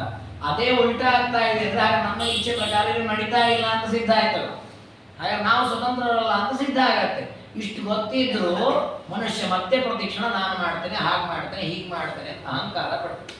ಪ್ರತಿಕ್ಷಣಂ ಪಪಶ್ಯಂತಿ ಸರ್ವೇಪ್ಯೇವಂ ಪರಾತ್ಮ. ಎಷ್ಟು ಸೂಕ್ಷ್ಮ ಇದೆ ಅಂದ್ರೆ, ಪ್ರತಿ ಕ್ಷಣವೂ ನಾವು ಸ್ವತಂತ್ರರಲ್ಲ ಅಂತ ನೋಡ್ತೇವೆ, ಅದನ್ನ ಅನುಸಂಧಾನ ಪಡೆದು ತಿಳ್ಕೊಳ್ಳಿತ್ತೆ. ಪ್ರತಿ ಕ್ಷಣ ಗೊತ್ತಾಗತ್ತೆ. ಒಂದೊಂದು ಹೆಜ್ಜೆ ಇಡುವಾಗಲೂ ಇಲ್ಲ ನಮಗೆ ಸ್ವಾತಂತ್ರ್ಯ ಇಲ್ಲ, ನಮಗೆ ಸ್ವಾತಂತ್ರ್ಯ ಇಲ್ಲ ಅಂತ ಗೊತ್ತಾಗತ್ತೆ. ಅದನ್ನು ತಿಳಿದು ಹೌದಪ್ಪ ದೇವರೇ ನೀನು ಸ್ವತಂತ್ರ ಅಂದ್ಕೊಂಡ್ಬಿಟ್ರೆ ಸಾಧನೆ ಆಗತ್ತೆ. ಅದನ್ನು ಮಾಡಲ್ಲ, ಬದಲಾಗಿ ಕಾಲಹರಣವನ್ನು ಮಾಡ್ತಾನೆ. ಸ್ವಾತಂತ್ರ್ಯ ಮನ್ಯತೆ ಚಾಪಿ ಮಹಾಮೋಹಸ್ಯ ಜೃಂಭಣ. ಹಾಗೆ ಯಾರ್ಯಾರು ತಮ್ಮಲ್ಲಿ ಸ್ವಾತಂತ್ರ್ಯ ಇದೆ ಅಂತ ತಿಳಿದುಕೊಂಡಿದ್ದಾರೆ, ನಾನು ಸ್ವತಂತ್ರ ನಾನು ಮಾಡ್ತೇನೆ ಅಂತ ಅಹಂಕಾರ ಪಡ್ತಾರೆ, ಅವರೆಲ್ಲ ಅಜ್ಞಾನದಿಂದ ಮೋಹಿತರಾಗಿದ್ದಾರೆ ಅಂತ. ಹಾಗಾಗಿ ವಿದಿತ್ವಾಪಿ ನ ಜಾನಾತಿ ಪಶ್ಯನ್ನಪಿ ನ ಪಶ್ಯ, ತಿಳಿದು ಕೂಡ ತಿಳಿಯದಂತೆ ಇರ್ತಾರೆ. ಈ ರೀತಿ ಆಗಬಾರದು. ಅದಕ್ಕೆ ಯಾಕೆ ಈ ರೀತಿ ಆಗುತ್ತೆ? ಎದುರಿಗೆ ಕಾಣ್ತಾ ಇದೆ ಸ್ವಾತಂತ್ರ್ಯ ನಮಗಿಲ್ಲ ಅಂತ. ಹಾಗಿದ್ರು ಮತ್ತೆ ನಾವು ಅಮ್ಮಕ್ಕೊಳಗಾಗ್ತೇವಲ್ಲ. ಯಾಕೆ ಅಂದ್ರೆ ಇದೇ ದೇವರ ಮಾಯಾಶಕ್ತಿ. ದೇವರು ಹಾಕಿದ ಬಂಧನ ಎಷ್ಟು ಗಟ್ಟಿಮುಟ್ಟಾಗಿದೆ ಅಂತಂದ್ರೆ ಎಲ್ಲ ಕಣ್ಣೆದುರಿಗೆ ಕಂಡ್ರು ಮತ್ತೆ ಮರೀತದೆ, ಮತ್ತ ಕಾಮಕ್ರೋಧಾದಿಗಳ ಒಳಗಾಗ. ಇದನ್ನ ನಾವು ಅನೇಕ ಸಮಯದಲ್ಲಿ ಹೇಳೋದಿದೆ ಪ್ರಸಿದ್ಧವಾಗಿ. ಯಾರಾದರೂ ಮೃತರಾದರು ಅಂತ ಗೊತ್ತಾದ ಕೂಡಲೇ ಒಂದು ಕ್ಷಣ ಮನುಷ್ಯ ವೀಕ್ ಆಗಿ ಬಿಡ್ತಾನೆ, ಎಲ್ಲ ಕುಸಿದು ಬಿಡ್ತಾನೆ. ಅಯ್ಯೋ ಯಾವಾಗ ಏನಾಗುತ್ತೋ ಏನೋ, ಯಾವಾಗ ಎಲ್ಲಿ ಯಾರಾಗ ಏನಾಗುತ್ತೋ ಏನೋ. ಕಡೆಗೆ ಅವರು ಹೋದ್ರು, ಅವ್ರದ್ದೆಲ್ಲ ಸಂಸ್ಕಾರಗಳೆಲ್ಲ ಆಯಿತು. ಮತ್ತೆ ಮರುದಿವಸ ಆಗುವಾಗ ಮತ್ತೆ ಯಥಾ ಪ್ರಕಾರ ಮತ್ತೆ ಅಹಂಕಾರ, ನಾನು ನನ್ನದು. ಅದಕ್ಕೆ ಅದು ಸ್ಮಶಾನ ವೈರಾಗ್ಯ ಅಂತ ಕರೀತಾರೆ. ಸ್ಮಶಾನದಲ್ಲಿ ಸಂಸ್ಕಾರ ಆಗೋದಕ್ಕೆ ವೈರಾಗ್ಯ ಇರ್ತದೆ. ಹೌದು, ಯಾವುದು ಶಾಶ್ವತ ಅಲ್ಲ, ಅಹಂಕಾರ ಮಾಡಬಾರ್ದು ಭಾವನೆ ಇರ್ತದೆ. ವಾಪಸ್ ಬಂದ್ಬಿಟ್ಟು ಮತ್ತೆಲ್ಲ ಅಹಂಕಾರ ವಾಪಸ್. ಈ ರೀತಿಯಲ್ಲಿ ಪಶ್ಯನ್ನಪಿ ಸಮಶ್ಯತೆ, ಕಂಡ್ರು ಕಾಣದಂತೆ ಬದುಕ್ತಾನಲ್ಲ. ಯಾಕೆ ಹೀಗೆ? ಕೆಲವೊಮ್ಮೆ ಇನ್ನೂ ಚಮತ್ಕಾರ ಏನು ಅಂದ್ರೆ, ಸಾಮಾನ್ಯ ಜನರಿಗೆ ಹೀಗೆ ಆಗ್ಬೋದು. ಕೆಲವರು ಈ ಶಾಸ್ತ್ರವನ್ನು ಶ್ರವಣ ಮಾಡಿ ಹೌದು ಇನ್ನಾದ್ರೂ ನಾವು ಏನಾಗಿದ್ದಾಳೆ ಅನ್ಕೊಳ್ತಾರೆ, ಮತ್ತೆ ಆ ಮೋಹಕ್ಕೊಳಗಾಗ್ತಾರೆ. ಅದಕ್ಕೆ ಕಾರಣ ದೇವರು ಹೇಳ್ತಾನೆ, ಯತ್ತನ್ ಮಾಯಾಬಲಂ ವಿಷ್ಣುವರ ಮಹಾಶಕ್ತಿ ಮಹಾತ್ಮ. ಅದು ನನ್ನ ಮಾಯಾಶಕ್ತಿ, ನನ್ನ ಇಚ್ಛೆ ಆಗಿದೆ. ಇನ್ನೂ ಇಷ್ಟು ದಿವಸ ಇವನು ಬಂಧನದಲ್ಲಿರಬೇಕು, ಯಾಕೆ ಅವನ ಕರ್ಮ ಸರಿಬೇಕು. ಅದಕ್ಕೆ ಅಲ್ಲಿವರೆಗೂ ಆ ಜ್ಞಾನ ಶುದ್ಧವಾಗುವುದಿಲ್ಲ. ಅದಕ್ಕೆ ಕೃಷ್ಣ ಪರಮಾತ್ಮ ಗೀತೆಯಲ್ಲಿ ಹೇಳಿದ್ದಾನೆ, ಮಮ ಮಾಯಾ ದುರತ್ಯಯ, ನನ್ನ ಮಾಯೆಯನ್ನು ಗೆಲ್ಲೋದು ಸುಲಭ ಅಲ್ಲ. ಅದಕ್ಕೆ ಉದ್ಧವರನ್ನು ದೇವರೇ ಸುಲಭ ಅಲ್ಲ ಅಂದಿದ್ದು ನಾವು ಸುಲಭ ಮಾಡ್ಕೊಳ್ತೇವೆ. ಹೇಗೆ? ತ್ವಯೋಪಭುಕ್ತ ಸ್ರಗ್ಗಂಧ ವಾಸೋಲಂಕಾರ ಚರ್ಚಿತ. ನಿನಗೆ ಅರ್ಪಣೆ ಮಾಡಿದ ಪದಾರ್ಥವನ್ನು ತಿಂತೇವೆ, ನಿನಗೆ ಅರ್ಪಿಸಿದ ಗಂಧವನ್ನು ಹಂಚಿಕೊಳ್ತೇವೆ. ನಿನಗೆ ಹಾಕಿದ ಮಾಲೆಯನ್ನು ಮುಡ್ಕೊಳ್ತೇವೆ. ತವ ಮಾಯಾಂ ಜಯೇಮೆ, ನಿನ್ನ ಮಾಯನ್ನು ನಾವು ಗೆಲ್ತೇವೆ. ದೇವರ ಮಾಯನ್ನು ಗೆಲ್ಲಿಕ್ಕಾಗಲ್ಲ ಅಂತ ದೇವರೇ ಹೇಳಿದ. ದೇವರ ಭಕ್ತರನ್ನು ನಿನ್ನ ಪಾದ ಗಟ್ಟಿ ಹಿಡಿದು ನಾವು ಆ ಮಾಯನ್ನು ಗೆಲ್ತೇವೆ. ಹಾಗಾದ್ರೆ ದೇವರ ಮಾಯೆಯನ್ನು ಗೆಲ್ಲಬೇಕು ಅಂದ್ರೆ ದೇವರ ಪ್ರೀತಿಕರವಾದ ಆ ಸತ್ಕರ್ಮಗಳ ಆಚರಣೆಯನ್ನು ಮಾಡಬೇಕು. ಅದನ್ನು ದೇವರು ಮುಂದೆ ಹೇಳುತ್ತಾರೆ. ದೇವರ ಪ್ರೀತಿಯಾಗಲಿಕ್ಕೆ ಯಾವ ಕರ್ಮಗಳನ್ನು ಮಾಡಬೇಕು ಅಂತ. ಅದಕ್ಕೆ ಮೊದಲು ನನ್ನ ಅಧೀನವಾಗಿ ಹೇಗಿದೆ ಪ್ರಪಂಚ, ನನ್ನ ವಶವಾಗಿ ಹೇಗಿದೆ ಅಂತ ಹೇಳ್ತಾನೆ. ಒಂದೊಂದನ್ನು ಚೆನ್ನಾಗಿ ಹೇಳಿದ್ದಾನೆ ದೇವರು. ಕೆಲವರು ಬೇರೆ ಬೇರೆಯವರಿಗೆ ಉಪದೇಶ ಮಾಡ್ತಾರೆ. ಬೋಧಯಂತ ಪರಾಮಿಯತ್, ಇದು ಹೀಗೆ ಮಾಡಬೇಕು ಹಾಗೆ ಮಾಡಬೇಕು ಅಂತ 4 ಜನಕ್ಕೆ ಉಪದೇಶ ಮಾಡ್ತಾರೆ. ತಾವು ಅದನ್ನು ಏನು ಮಾಡಲ್ಲ, ಸ್ವಯಂ ಮುಗ್ಧ ಭವಂತಿ. ಕೆಲವು ಹೇಳಿದೆ, ಇಲ್ರಿ ನಾನೇ ಹೇಳಿದೆ ಆ ಬ್ಯಾಂಕಲ್ಲಿ ದುಡ್ಡು ಇಡಬೇಡಿ ಅಂತ ಹೇಳಿದೆ, ನಾನೇ ಇಟ್ಬಿಟ್ಟೆ, ನಂದೇ ಹೋಗ್ಬಿಡುತ್ತೋ ಅಂತ ಬಿಡ್ತಾ ಹೇಳ್ತಾರೆ. ಯಾಕೆ ಹೀಗಾಯ್ತು ನೋಡಿ, ಬೇರೆಯವ್ರಿಗೆ ಇವರೇ ಹೇಳಿದ್ದಾರೆ, ಇವ್ರು ಹೇಳಿದ್ದಕ್ಕೆ ಬೇರೆಯವ್ರು ಹಿಡಿದವ್ರು ರೊಕ್ಕ ಉಳಿಸ್ಕೊಂಡ್ರು. ಇವನು ತಾನು ಮತ್ತೊಬ್ರು ಹೇಳಿ ತಾನೇ ಇಟ್ಟು ಮೋಸಕ್ಕೊಳಗಾದ. ಯಾಕೆ ಹೀಗಾಯ್ತು ಅಂದ್ರೆ ತನ್ನ ಮಾಯಾಬಲಂ ವಿಷ್ಣು, ನನ್ನ ಸಂಕಲ್ಪ ಆಗಿದೆ. ಇವನಿಗೆ ಸಂಕಲ್ಪ ಇಲ್ಲದೆ ಇರ್ಬೋದು, ನನ್ನ ದುಡ್ಡು ಉಳಿಸ್ಕೋಬೇಕು, ಮತ್ತೊಬ್ರದ್ದು ಹಾಳಾಗಬಾರ್ದು, ಪಾಪ ಇಬ್ಬರಿಗೆ ಹೇಳ್ಕೊಂಡು ಬಂದ. ದೇವರ ಸಂಕಲ್ಪ ಏನಿತ್ತು ಅಂದ್ರೆ ಇವನ ಕರ್ಮದ ಫಲವಾಗಿ ಇವನ ದುಡ್ಡು ಹೋಗ್ಲೇಬೇಕಿತ್ತು. ದೇವರ ಮೋಹ ಮಾಡಿದ, ಇವನಿಷ್ಟೆಲ್ಲ ಉಪದೇಶ ಮಾಡ್ಬೇಕು ತಾನೇ ಅಲ್ಲಿ ಇಡುವ ಹಾಗೆ ಮಾಡಿ. ಈ ರೀತಿಯಲ್ಲಿ ಒಂದೊಂದನ್ನೇ ಹೇಳ್ತಾ ಹೋಗ್ತಾರೆ. ಹಾನಿ ಲಾಭಾದಿ ವೇತ್ತಾರ, ಮತ್ತೊಬ್ಬರ ಹಾನಿ ಯಾವುದು ಮತ್ತೊಬ್ಬರ ಲಾಭ ಯಾವುದು ಇದನ್ನೆಲ್ಲ ತಿಳಿದಿದ್ದಾರೆ. ಸ್ವಯಂನ ಜಾನತೆ ತಾವು ತಿಳ್ಕೊಂಡು ತಮ್ಮ ಉದ್ಧಾರದ ಮಾರ್ಗ ತಿಳಿದಿದೆ. ಮತ್ತೊಬ್ಬರ ರೋಗ ಪರಿಹಾರ ಮಾಡ್ತಾರೆ, ತಮ್ಮ ರೋಗಕ್ಕೆ ಏನು ಔಷಧಿ ಅಂತ ಗೊತ್ತಿಲ್ಲ. ಇದು ನಾವು ಅನೇಕ ಕಡೆ ನೋಡ್ತೇವೆ. ಪರೇಶಾಂ ಅಭಿಚಾರಾದಿ ಕುರುವಂತ, ಮತ್ತೊಬ್ಬರಿಗೆ ಪೀಡೆಯನ್ನ ಮಾಡ್ತಾರೆ, ವಾಮಾಚಾರಾದಿಗಳನ್ನ ಮಾಡ್ತಾರೆ, ತಮಗೆ ಮತ್ತೊಬ್ಬರು ಮಾಡಿಸ್ತಿರ್ತಾರೆ, ಅದು ಗೊತ್ತೇ ಆಗೋದಿಲ್ಲ. ಇನ್ನೊಂದು ಚಮತ್ಕಾರ ಹೇಳ್ತಾನೆ ದೇವರು. ಒಬ್ಬ ಗುರು ಅನೇಕರಿಗೆ ಪಾಠ ಮಾಡ್ತಾನೆ, ಒಬ್ಬೊಬ್ಬರು ಒಂದೊಂದು ರೀತಿಯಲ್ಲಿ ಅಧ್ಯಯನ ಮಾಡ್ತಾರೆ. ಅಧೀಯಾನೇಷು ಸರ್ವೇಷು ಜಾಯಂತೆ ಚಿತ್ರಬುದ್ಧಯ, ಒಬ್ಬೊಬ್ಬರು ಒಂದೊಂದು ರೀತಿ ನಿರ್ಮಾಣ ಆಗ್ತಾರೆ. ಒಬ್ಬರು ಭಾರಿ ಬುದ್ಧಿವಂತ, ಒಬ್ಬರು ಅಲ್ಪ ಬುದ್ಧಿವಂತ. ಹೀಗ್ಯಾಕಾಯಿತು ಅಂದ್ರೆ ಅವರವರ ಸ್ವರೂಪ ಯೋಗ್ಯತೆ ನಿಜ. ಆ ರೀತಿ ಅವರವರಿಗೆ ಅಷ್ಟೇ ಫಲ ಬರಲಿಕ್ಕೆ ಕಾರಣ ನನ್ನ ಮಾಯಿ, ನನ್ನ ಸಂಕಲ್ಪ, ನನ್ನ ಇಚ್ಛೆ ಆಗಿದೆ. ಹಾಗಾಗಿ ಆ ರೀತಿ ನಿರ್ಮಾಣ ಆಗ್ತದೆ. ಇದೇ ರೀತಿ ಇನ್ನೂ ಕೆಲವು ಚಮತ್ಕಾರ ಹೇಳ್ತಾನೆ ದೇವರು. ನೋಡಿ, ಇದೆಲ್ಲ ನಾವು ತಿಳ್ಕೊಂಡಾಗ ನಮ್ಗೆ ಏನಾಗತ್ತೆ ಅಂದ್ರೆ ದೇವರ ವ್ಯಾಪಾರ ಎಷ್ಟು ದೊಡ್ಡದು. ಒಂದು ಸಣ್ಣ ಪುಟ್ಟ ವ್ಯಾಪಾರ, ನಾವು ಸಾಮಾನ್ಯ ಜಗತ್ತನ್ನು ಸೃಷ್ಟಿ ಮಾಡಿದ, ಜಗತ್ತಿನ ಸ್ಥಿತಿ ಮಾಡ್ತಾನೆ. ಆ ಸ್ಥಿತಿ ಅಂದ್ರೆ ಏನದು? ಸುಮ್ಮನೆ ಒಂದು ಪದಾರ್ಥ ಹೀಗಿದೆ, ಮನೆಗೆ ಒಂದು ಮಿಷಿನ್ ತಂದು ಇಟ್ಟಿದ್ದಾರೆ, ಅದೊಂದು 200-300 ದಿವಸ ಅದು ಹಾಗೆ ಇರುವಂತೆ ನಾವು ನೋಡ್ಕೊಂಡ್ಬಿಟ್ರೆ ಆ ಮಿಷಿನ್ ನೋಡ್ಕೊಂಡ್ವಿ, ಹಾಗಾದ್ರೆ ಆ ಸ್ಥಿತಿ ನಾವು ಮಾಡಿದ್ವಿ ಅಂತ ಹೇಳ್ಕೊಳ್ತೀವಿ. ಹಾಗೆ ನಮ್ಮ ಸ್ಥಿತಿಯನ್ನು ಪರಮಾತ್ಮ ಸೃಷ್ಟಿ ಮಾಡಿದ, 200-300 ವರ್ಷಗಳ ಕಾಲ ಹಾಗೆ ಇರುವಂತೆ ಮಾಡಿದ. ಇಷ್ಟೇ ಅಲ್ಲ ಸ್ಥಿತಿ, ಒಂದೊಂದು ಹಂತದಲ್ಲಿಯೂ ನಮ್ಮನ್ನು ಯಾವ ರೀತಿ ನಮ್ಮ ಪರಮಾತ್ಮನ ಅಧೀನವಾಗಿ ನಾವಿದ್ದೇವೆ ಅದನ್ನು ತೋರಿಸ್ತದೆ ವಿಷ್ಣು ರಹಸ್ಯ. ಅಚೇತನಸ್ಯ ವೃಕ್ಷಾದೆ, ನೋಡಿ, ಒಂದು ಸಣ್ಣದಾದ ಬೀಜವನ್ನು ಕೃಷಿ ಭೂಮಿಯಲ್ಲಿ ಹಾಕಿದರೆ ಅದು ಬೆಳೀತದೆ, ಅಂಕುರವಾಗುತ್ತೆ, ದೊಡ್ಡದಾದ ಚಿಗುರಾಗತ್ತೆ. ಆದರೆ ಎಲ್ಲವೂ ಸಮಾನವಾಗಿ ಆಗಲ್ಲ. ಎಲ್ಲವೂ ಒಂದು ರಾಗಿಯಂತೆ ಬೀಜಗಳನ್ನು ಹಾಕ್ಬೋದು, ಅಕ್ಕಿಯ ಬೀಜಗಳನ್ನೇ ಹಾಕಿರ್ಬೋದು. ನೀವು ಒಂದು ಭೂಮಿಯಲ್ಲಿ ಎಲ್ಲವನ್ನು ಹಾಕಿ ಒಂದೊಂದು ರೀತಿ ಬೆಳೆ ಬರುತ್ತದೆ. ಆ ಸೂಕ್ಷ್ಮವಾಗಿ ಗಮನಿಸಿದ್ರೆ ಎಲ್ಲವೂ ಕೂಡ ಕೃಷಿಯ ಫಲವೇ ಅಲ್ಲ ಅಂತಲ್ಲ. ಅದನ್ನು ಬೆಳೆದದ್ದು, ಅದರ ಹೈಟು, ಅದರ ವೈಟು, ಅದರ ಬಣ್ಣ ಎಲ್ಲ ಒಂದೊಂದೊಂದು ರೀತಿಯಲ್ಲಿದೆ. ಯಾಕೆ ಹೀಗಾಗತ್ತೆ? ಅದೆಲ್ಲ ಪರಮಾತ್ಮನ ಸಂಕಲ್ಪದಿಂದ ಹಾಗಾಗಿದೆ. ಅಚೇತನೋಪಿ ದೇಹವಯಂ, ಈ ದೇಹ ವಸ್ತುತಃ ಜಡ. ಈ ದೇಹ ಜಡವಾದ್ರೂ ಕೂಡ ಕೈ ಎತ್ತತ್ತೆ, ಕಾಲು ನಡ್ಕೊಂಡು ಹೋಗುತ್ತೆ, ಕಣ್ಣು ನೋಡತ್ತೆ, ಕಿವಿ ಕೇಳತ್ತೆ. ವಸ್ತುತಃ ಈ ಯಾವ ಇಂದ್ರಿಯಗಳಿಗೂ ಸ್ವಾತಂತ್ರ್ಯ ಇಲ್ಲ, ಈ ಯಾವ ಇಂದ್ರಿಯಗಳಿಗೂ ಚೈತನ್ಯ ಇಲ್ಲ. ಆದರೆ ಒಳಗಿರುವ ಚೇತನನಿಂದ ಈ ಎಲ್ಲ ಇಂದ್ರಿಯಗಳ ವ್ಯಾಪಾರ ಆಗ್ತಾ ಇದೆ. ಇದು ಯಾರ ಅಧೀನ? ಚೇತನ ಅಧೀನವಾಗಿ ಆಗ್ತಾ ಇಲ್ಲ, ಪರಮಾತ್ಮನ ಇಚ್ಛೆಯಿಂದ. ಇದಕ್ಕೂ ಮೀರಿ ಪರಮಾತ್ಮ ಇನ್ನೂ ಹತ್ತಿರದ ದೃಷ್ಟಾಂತ ಕೊಡ್ತಾನೆ. ಒಂದು ರೋಗ ಬಂದಿದೆ 8 ಜನಕ್ಕೆ, ಒಂದೇ ಔಷಧಿನ 8 ಜನಕ್ಕೂ ಕೊಡ್ತಾರೆ, ಒಬ್ಬರಿಗೆ ಒಂದೊಂದು ಪರಿಣಾಮ. ಕೆಲವೊಂದು ನಮ್ಮ ಜೀವನದಲ್ಲಿ ಕಾಣುತ್ತಲ್ಲ, ಒಂದು ರೋಗ ಬಂದಿದೆ ಅಂತ ಡಾಕ್ಟರ್ ಹೋಗ್ತೀವಿ, ಅವನ ಜ್ವರಕ್ಕೆ ಈ ಔಷಧಿ ಅಂತ ಕೊಡ್ತಾನೆ. ನಾವು ಬಂದ ಮೇಲೆ ಇಲ್ಲ ಡಾಕ್ಟರ್ ಕೊಟ್ಟರೆ ಏನು ಪರಿಣಾಮ, ಇನ್ನೂ ಜ್ವರ ಹಾಗೆ ಇದೆ. ನೋಡಿ, ಹಾಗಾಗಿ ಜ್ವರಕ್ಕೆ ಕೊಟ್ಟ ಔಷಧಿಯಿಂದಲೇ ಜ್ವರ ಪರಿಣಾಮ ಆಗೋ ಪರಿಹಾರ ಆಗೋದಾಗಿದ್ರೆ ಆ ಔಷಧಿ ಕೊಟ್ಟು ಯಾವಾಗಲೂ ಜ್ವರ ಪರಿಹಾರ ಆಗಬೇಕು. ಹಾಗಾಗ್ತಾ ಇಲ್ಲ, ಯಾವಾಗಲೂ ಆಗಲ್ಲ. ಅಷ್ಟೇ ಅಲ್ಲ, ಎಲ್ಲರಿಗೂ ಸಮಾನವಾಗಿ ಆಗಲ್ಲ. ಒಬ್ಬನಿಗೆ ಪರಿಹಾರವಾದ ಔಷಧಿಯಿಂದ ಇನ್ನೊಬ್ಬನಿಗೆ ಪರಿಹಾರ ಆಗಬೇಕು ಅಂತ ನಿಯಮ ಇಲ್ಲ. ಹಾಗಾದ್ರೆ ತಾತ್ಪರ್ಯ, ರೋಗ ಬಂದಾಗ ಔಷಧಿಯಿಂದ ರೋಗ ಪರಿಹಾರವಾಗುವುದು ಪರಮಾತ್ಮನ ಅಧೀನವಾಗಿ, ಪರಮಾತ್ಮನ ಸಂಕಲ್ಪವನ್ನು. ಹಾಗಾದ್ರೆ ಒಂದೊಂದು ಹೆಜ್ಜೆ ಇಡುವಾಗ ನಮ್ಮ ಕಾರ್ಯದಲ್ಲಿ ಪರಮಾತ್ಮನ ಪ್ರೇರಣೆ ಇದೆ, ಪರಮಾತ್ಮನ ಅಧೀನತೆ. ಗೋಮಯಾದೇವಿ ಜಾಯಂತೆ, ನೋಡಿ ಎಷ್ಟು ಚಮತ್ಕಾರ, ಸೃಷ್ಟಿಯ ವೈಭವ ಹೇಳ್ತಾರೆ. ಈ ವೃಶ್ಚಿಕ ಅಂತ ಒಂದು ಪ್ರಾಣಿ, ಚೇಳು ಮೊದಲಾದವರು. ಈ ಪ್ರಾಣಿಗಳು ಹುಟ್ಟೋದೇನಿದೆ ತಂದೆ ತಾಯಿಗಳ ಮೂಲಕ ಹುಟ್ಟಲ್ಲ, ಗೋಮಯದಿಂದ ಹುಟ್ಟುತ್ತಾರೆ. ಹಾಗಾದ್ರೆ ಸೆಗಣಿಯ ಮೂಲಕ ಇದು ಹುಟ್ಟತ್ತ, ತಂದೆ ತಾಯಿಗಳೇ ಇಲ್ಲ. ತಂದೆ ತಾಯಿಗಳಿಲ್ಲದೆ ಆ ಶರೀರ ಉತ್ಪತ್ತಿ ಆಯ್ತದೆ, ಹೇಗಾಯ್ತು? ಅದಕ್ಕೆ ಇದು ವಿನಾ ಮಾತಾ ಪಿತೃಭ್ಯಾಮ್ಯತ, ತಂದೆ ತಾಯಿ ಇಲ್ಲದೆಯೂ ಪ್ರಾಣಿಗಳ ಸೃಷ್ಟಿ ಆಗ್ತಾ ಇದೆ, ಅವಳಿಗೆ ದೇಹ ಬರ್ತಾ ಇದಲ್ಲ, ಇದು ಸಾಮಾಯ ಪರಮಾನಮ, ಇದು ನನ್ನ ಇಚ್ಛೆಯಿಂದ ಆದದ್ದು. ದೇವರು ಇಚ್ಛೆ ಪಟ್ಟರೆ ಏನೂ ಆಗತ್ತೆ. ಅದಕ್ಕೆ ದೇವರನ್ನ ಪ್ರಭು ಅಂತ ಕರೆಯೋದು.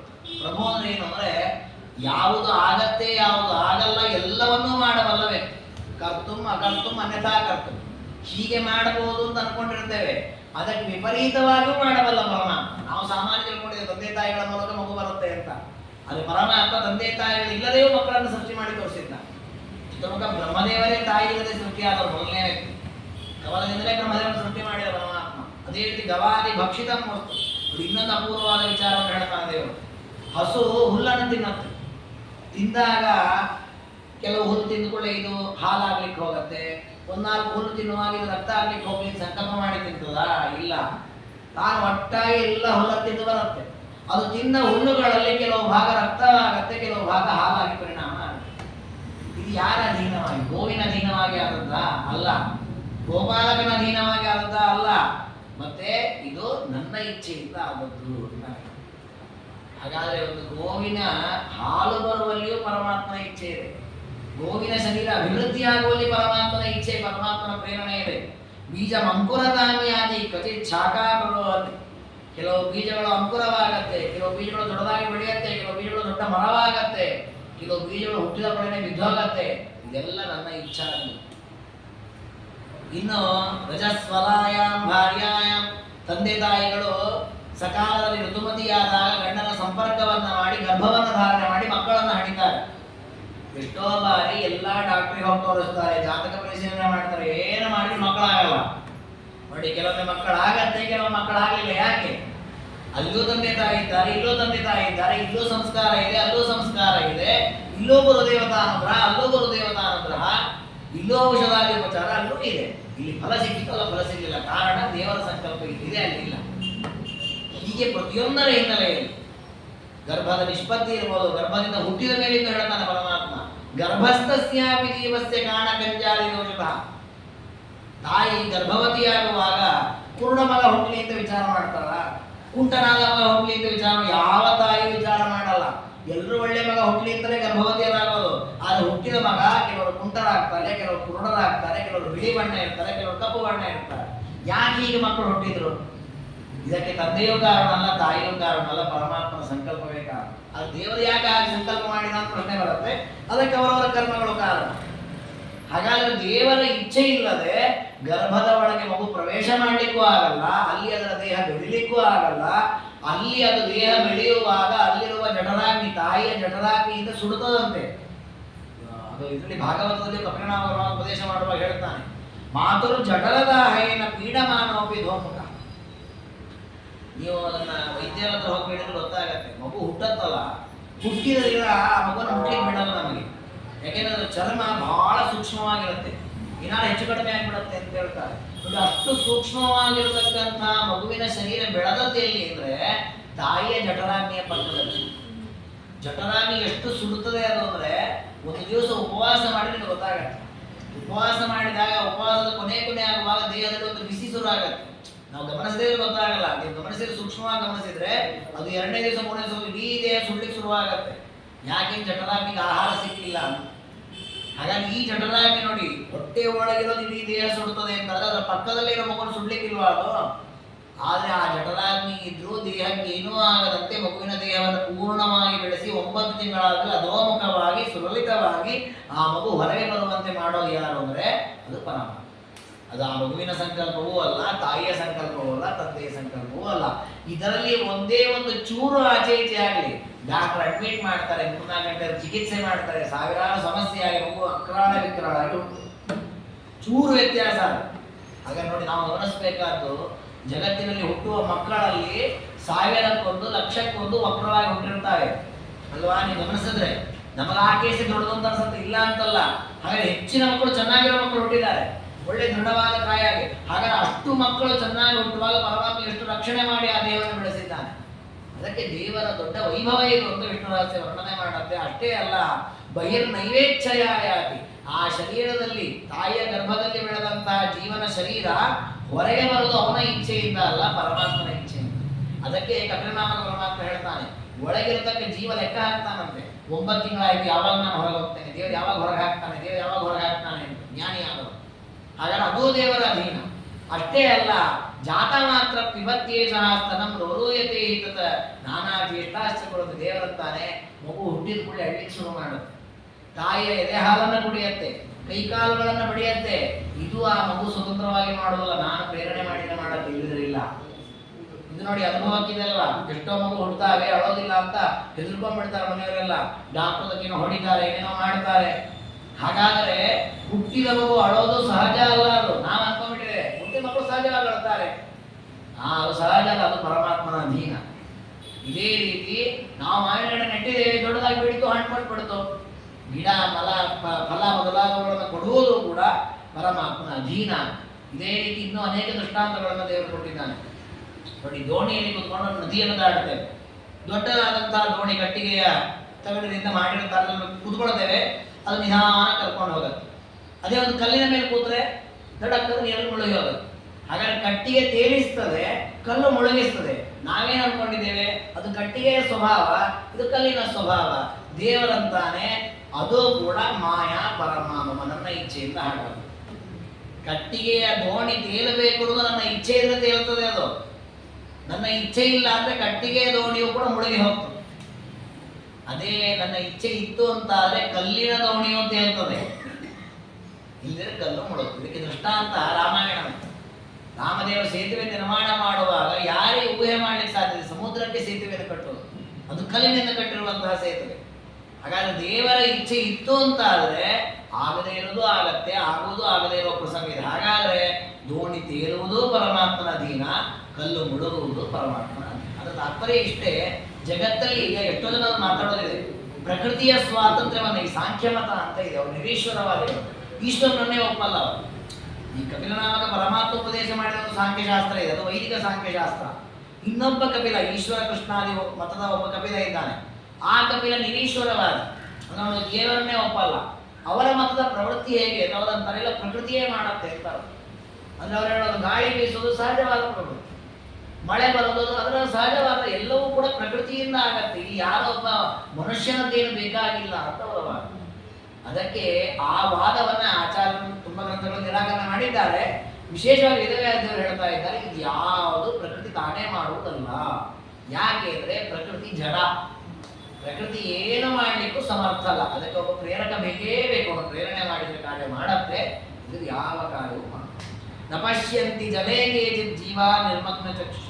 ನೋಡಿ, ಕೆಲವು ಪ್ರಾಣಿಗಳಿಗೆ ನೀರಿನಲ್ಲಿ ಕಣ್ಣು ಕಾಣಲ್ಲ, ಕೆಲವರಿಗೆ ನೆಲದ ಮೇಲೆ ಕಣ್ಣು ಕಾಣಲ್ಲ, ಕೆಲವು ಪ್ರಾಣಿಗಳಿಗೆ ಹಗಲಿನಲ್ಲಿ ಕಣ್ಣು ಕಾಣಲ್ಲ, ಕೆಲವು ಪ್ರಾಣಿಗಳಿಗೆ ರಾತ್ರಿಯಲ್ಲಿ ಕಣ್ಣು ಕಾಣಲ್ಲ.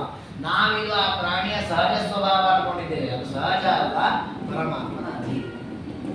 ತಾತ್ಪರ್ಯ ಭಾಗವತದಲ್ಲಿ ಒಂದು ಮಾತಿದೆ, ದ್ರವ್ಯಂ ಕರ್ಮಚ ಕಾಲಶ್ಚ ಸ್ವಭಾವೋ ಜೀವ ಈಗ ಚ ಯದನುಗ್ರಹದ ಸನ್. ಪದಾರ್ಥಗಳ ಸ್ವಭಾವವೂ ಕೂಡ ಪರಮಾತ್ಮನ ಅಧೀನ. ನಾವಂತೇವಲ್ಲ, ಅಗ್ನಿ ಸುಡುತ್ತದೆ, ಕೈ ಹಚ್ಚಿದ್ರೆ ಬಿಸಿ ಬಿಸಿ ಬಿಸಿ ಆಗ್ತದೆ. ಯಾಕೆ ಅಂತದ್ದು ಅಗ್ನಿಯ ಸ್ವಭಾವ, ಪರಮಾತ್ಮನ ಅಧೀನವಾಗ ಆ ಸ್ವಭಾವ ಇರುವಂತೆ. ದೇವರ ಸಂಕಲ್ಪ ಇಲ್ಲ ಅಂದ್ರೆ ಅದೇ ಅಗ್ನಿಯಲ್ಲಿ ನಾವು ಕೈ ಇಟ್ಟರೆ ಸುಡೋದೇ ಇಲ್ಲ. ಹಾಗಾಗಿ ಪ್ರತಿಯೊಂದು ವಸ್ತುವಿನ ಸ್ವಭಾವವೂ ಕೂಡ ಪರಮಾತ್ಮನ ಅಧೀನ. ಹಾಗಾದ್ರೆ ನಾವು ಪ್ರತಿ ಕ್ಷಣ ದೇವರನ್ನು ಎಷ್ಟು ನೆನಪಿಸ್ಕೊಳ್ಬೇಕು. ಯಾಕೆ ನಮ್ಮ ದೇಹದ ಮೂಲಕ ನಮ್ಮ ಸ್ವಭಾವಕ್ರಮವಾಗಿ ಎಷ್ಟು ವ್ಯಾಪಾರ ಮಾಡ್ತಾ ಇದ್ದೇವೆ, ಅಲ್ಲಿ ಎಲ್ಲ ಪರಮಾತ್ಮನ ಪ್ರೇರಣೆ ಇದೆ, ಪರಮಾತ್ಮನ ಇಚ್ಛೆ ಇದೆ, ಅವನ ಸಂಕಲ್ಪ ಇದೆ. ವಿಚಾರಿದೆ ಕಿಲಂ ವಸ್ತು ಅಂದ್ರೆ ಕಡೆಗೆ ಒಂದು ಸಮಾಪ್ತಿಯಾಗಿ ದೇವರು ಹೇಳ್ತಾನೆ, ಅಖಿಲಂ ವಸ್ತು ಯದ್ಯತ್ ಸೃಷ್ಟಮಯಾಗಿದೆ.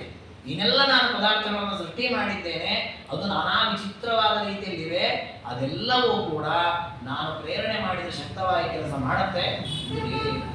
ಕರ್ತಂ ಚೇಷ್ಟಯಿತುಂ ವಾಪಿ ಕಥಂ ವಾಪಿ ಮಯಾ ಕೃತಂ.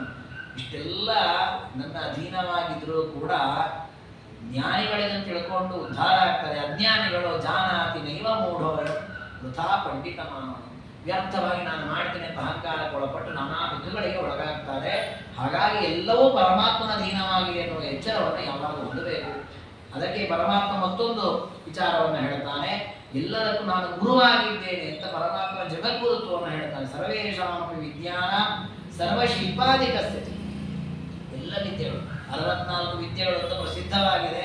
ಆ ಎಲ್ಲ ವಿದ್ಯೆಗಳಿಗೂ ಕೂಡ ಅಹಮೇವ ಗುರುರ್ಮುಖ್ಯ, ನಾನೇ ನಿಜವಾದ ಗುರು.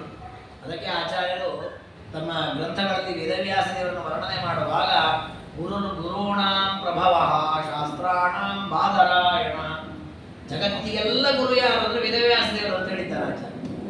ಯಾಕೆ ವೇದವ್ಯಾಸ ದೇವರು ಪರಮಾತ್ಮನೇ ಅಂದ್ರೆ ಎಲ್ಲಾ ವಿದ್ಯೆಗಳ ಪ್ರವರ್ತಕನು ಪರಮಾತ್ಮನೇ. ಹಾಗಾಗಿ ದತ್ತದ್ವಿದ್ಯಾ ಪ್ರದರ್ಶನ, ಎಲ್ಲಾ ವಿದ್ಯೆಗಳ ಲೋಕದಲ್ಲಿ ಪ್ರವೃತ್ತಿಯಾಗಿದ್ದು ಆ ಪರಮಾತ್ಮನ ಅಧೀನವಾಗಿ. ಹಾಗಾಗಿ ಯಾವುದೇ ಜ್ಞಾನ ಬರಬೇಕು ಅಂದ್ರೆ ನಾವು ಪರಮಾತ್ಮನನ್ನು ಪ್ರಾರ್ಥನೆ ಮಾಡ್ತೀವಿ. ನಮ್ಮಲ್ಲಿ ಏನಾಗಿದೆ ಅಂದ್ರೆ ವಿದ್ಯೆ ಬೇಕಾ, ಸರಸ್ವತಿಯನ್ನು ಪ್ರಾರ್ಥನೆ ಮಾಡೋದು ಒಂದು ಕ್ರಮ ಇದೆ. ಶಾರದಾ ಪೂಜೆ ಮಾಡೋದು, ಶಾರದೆಯನ್ನು ಪ್ರಾರ್ಥನೆ ಮಾಡೋದು ತಪ್ಪಲ್ಲ. ಯಾಕೆ ವಿದ್ಯಾಭಿಮಾನಿ ದೇವತೆ ನಿಜ, ಆದ್ರೆ ಬರೀ ಸರಸ್ವತಿ ಪ್ರಾರ್ಥನೆ ಮಾಡಿದ್ರೆ ಸಾಕಾಗಲ್ಲ, ದೇವರ ಪ್ರಾರ್ಥನೆಯನ್ನು ಮಾಡಬೇಕು. ನೋಡಿ, ಅದಕ್ಕೆ ಆಚಾರ್ಯರು ನಾವು ಮಂತ್ರಗಳ ಜಪ ಮಾಡುವಾಗ, ಪೂಜಾದಿಗಳನ್ನ ಮಾಡುವಾಗ ಗುರು ನಮಸ್ಕಾರ ಮಾಡಿ ಅಂತ ಹೇಳಿಕೊಂಡಿದ್ದಾರೆ.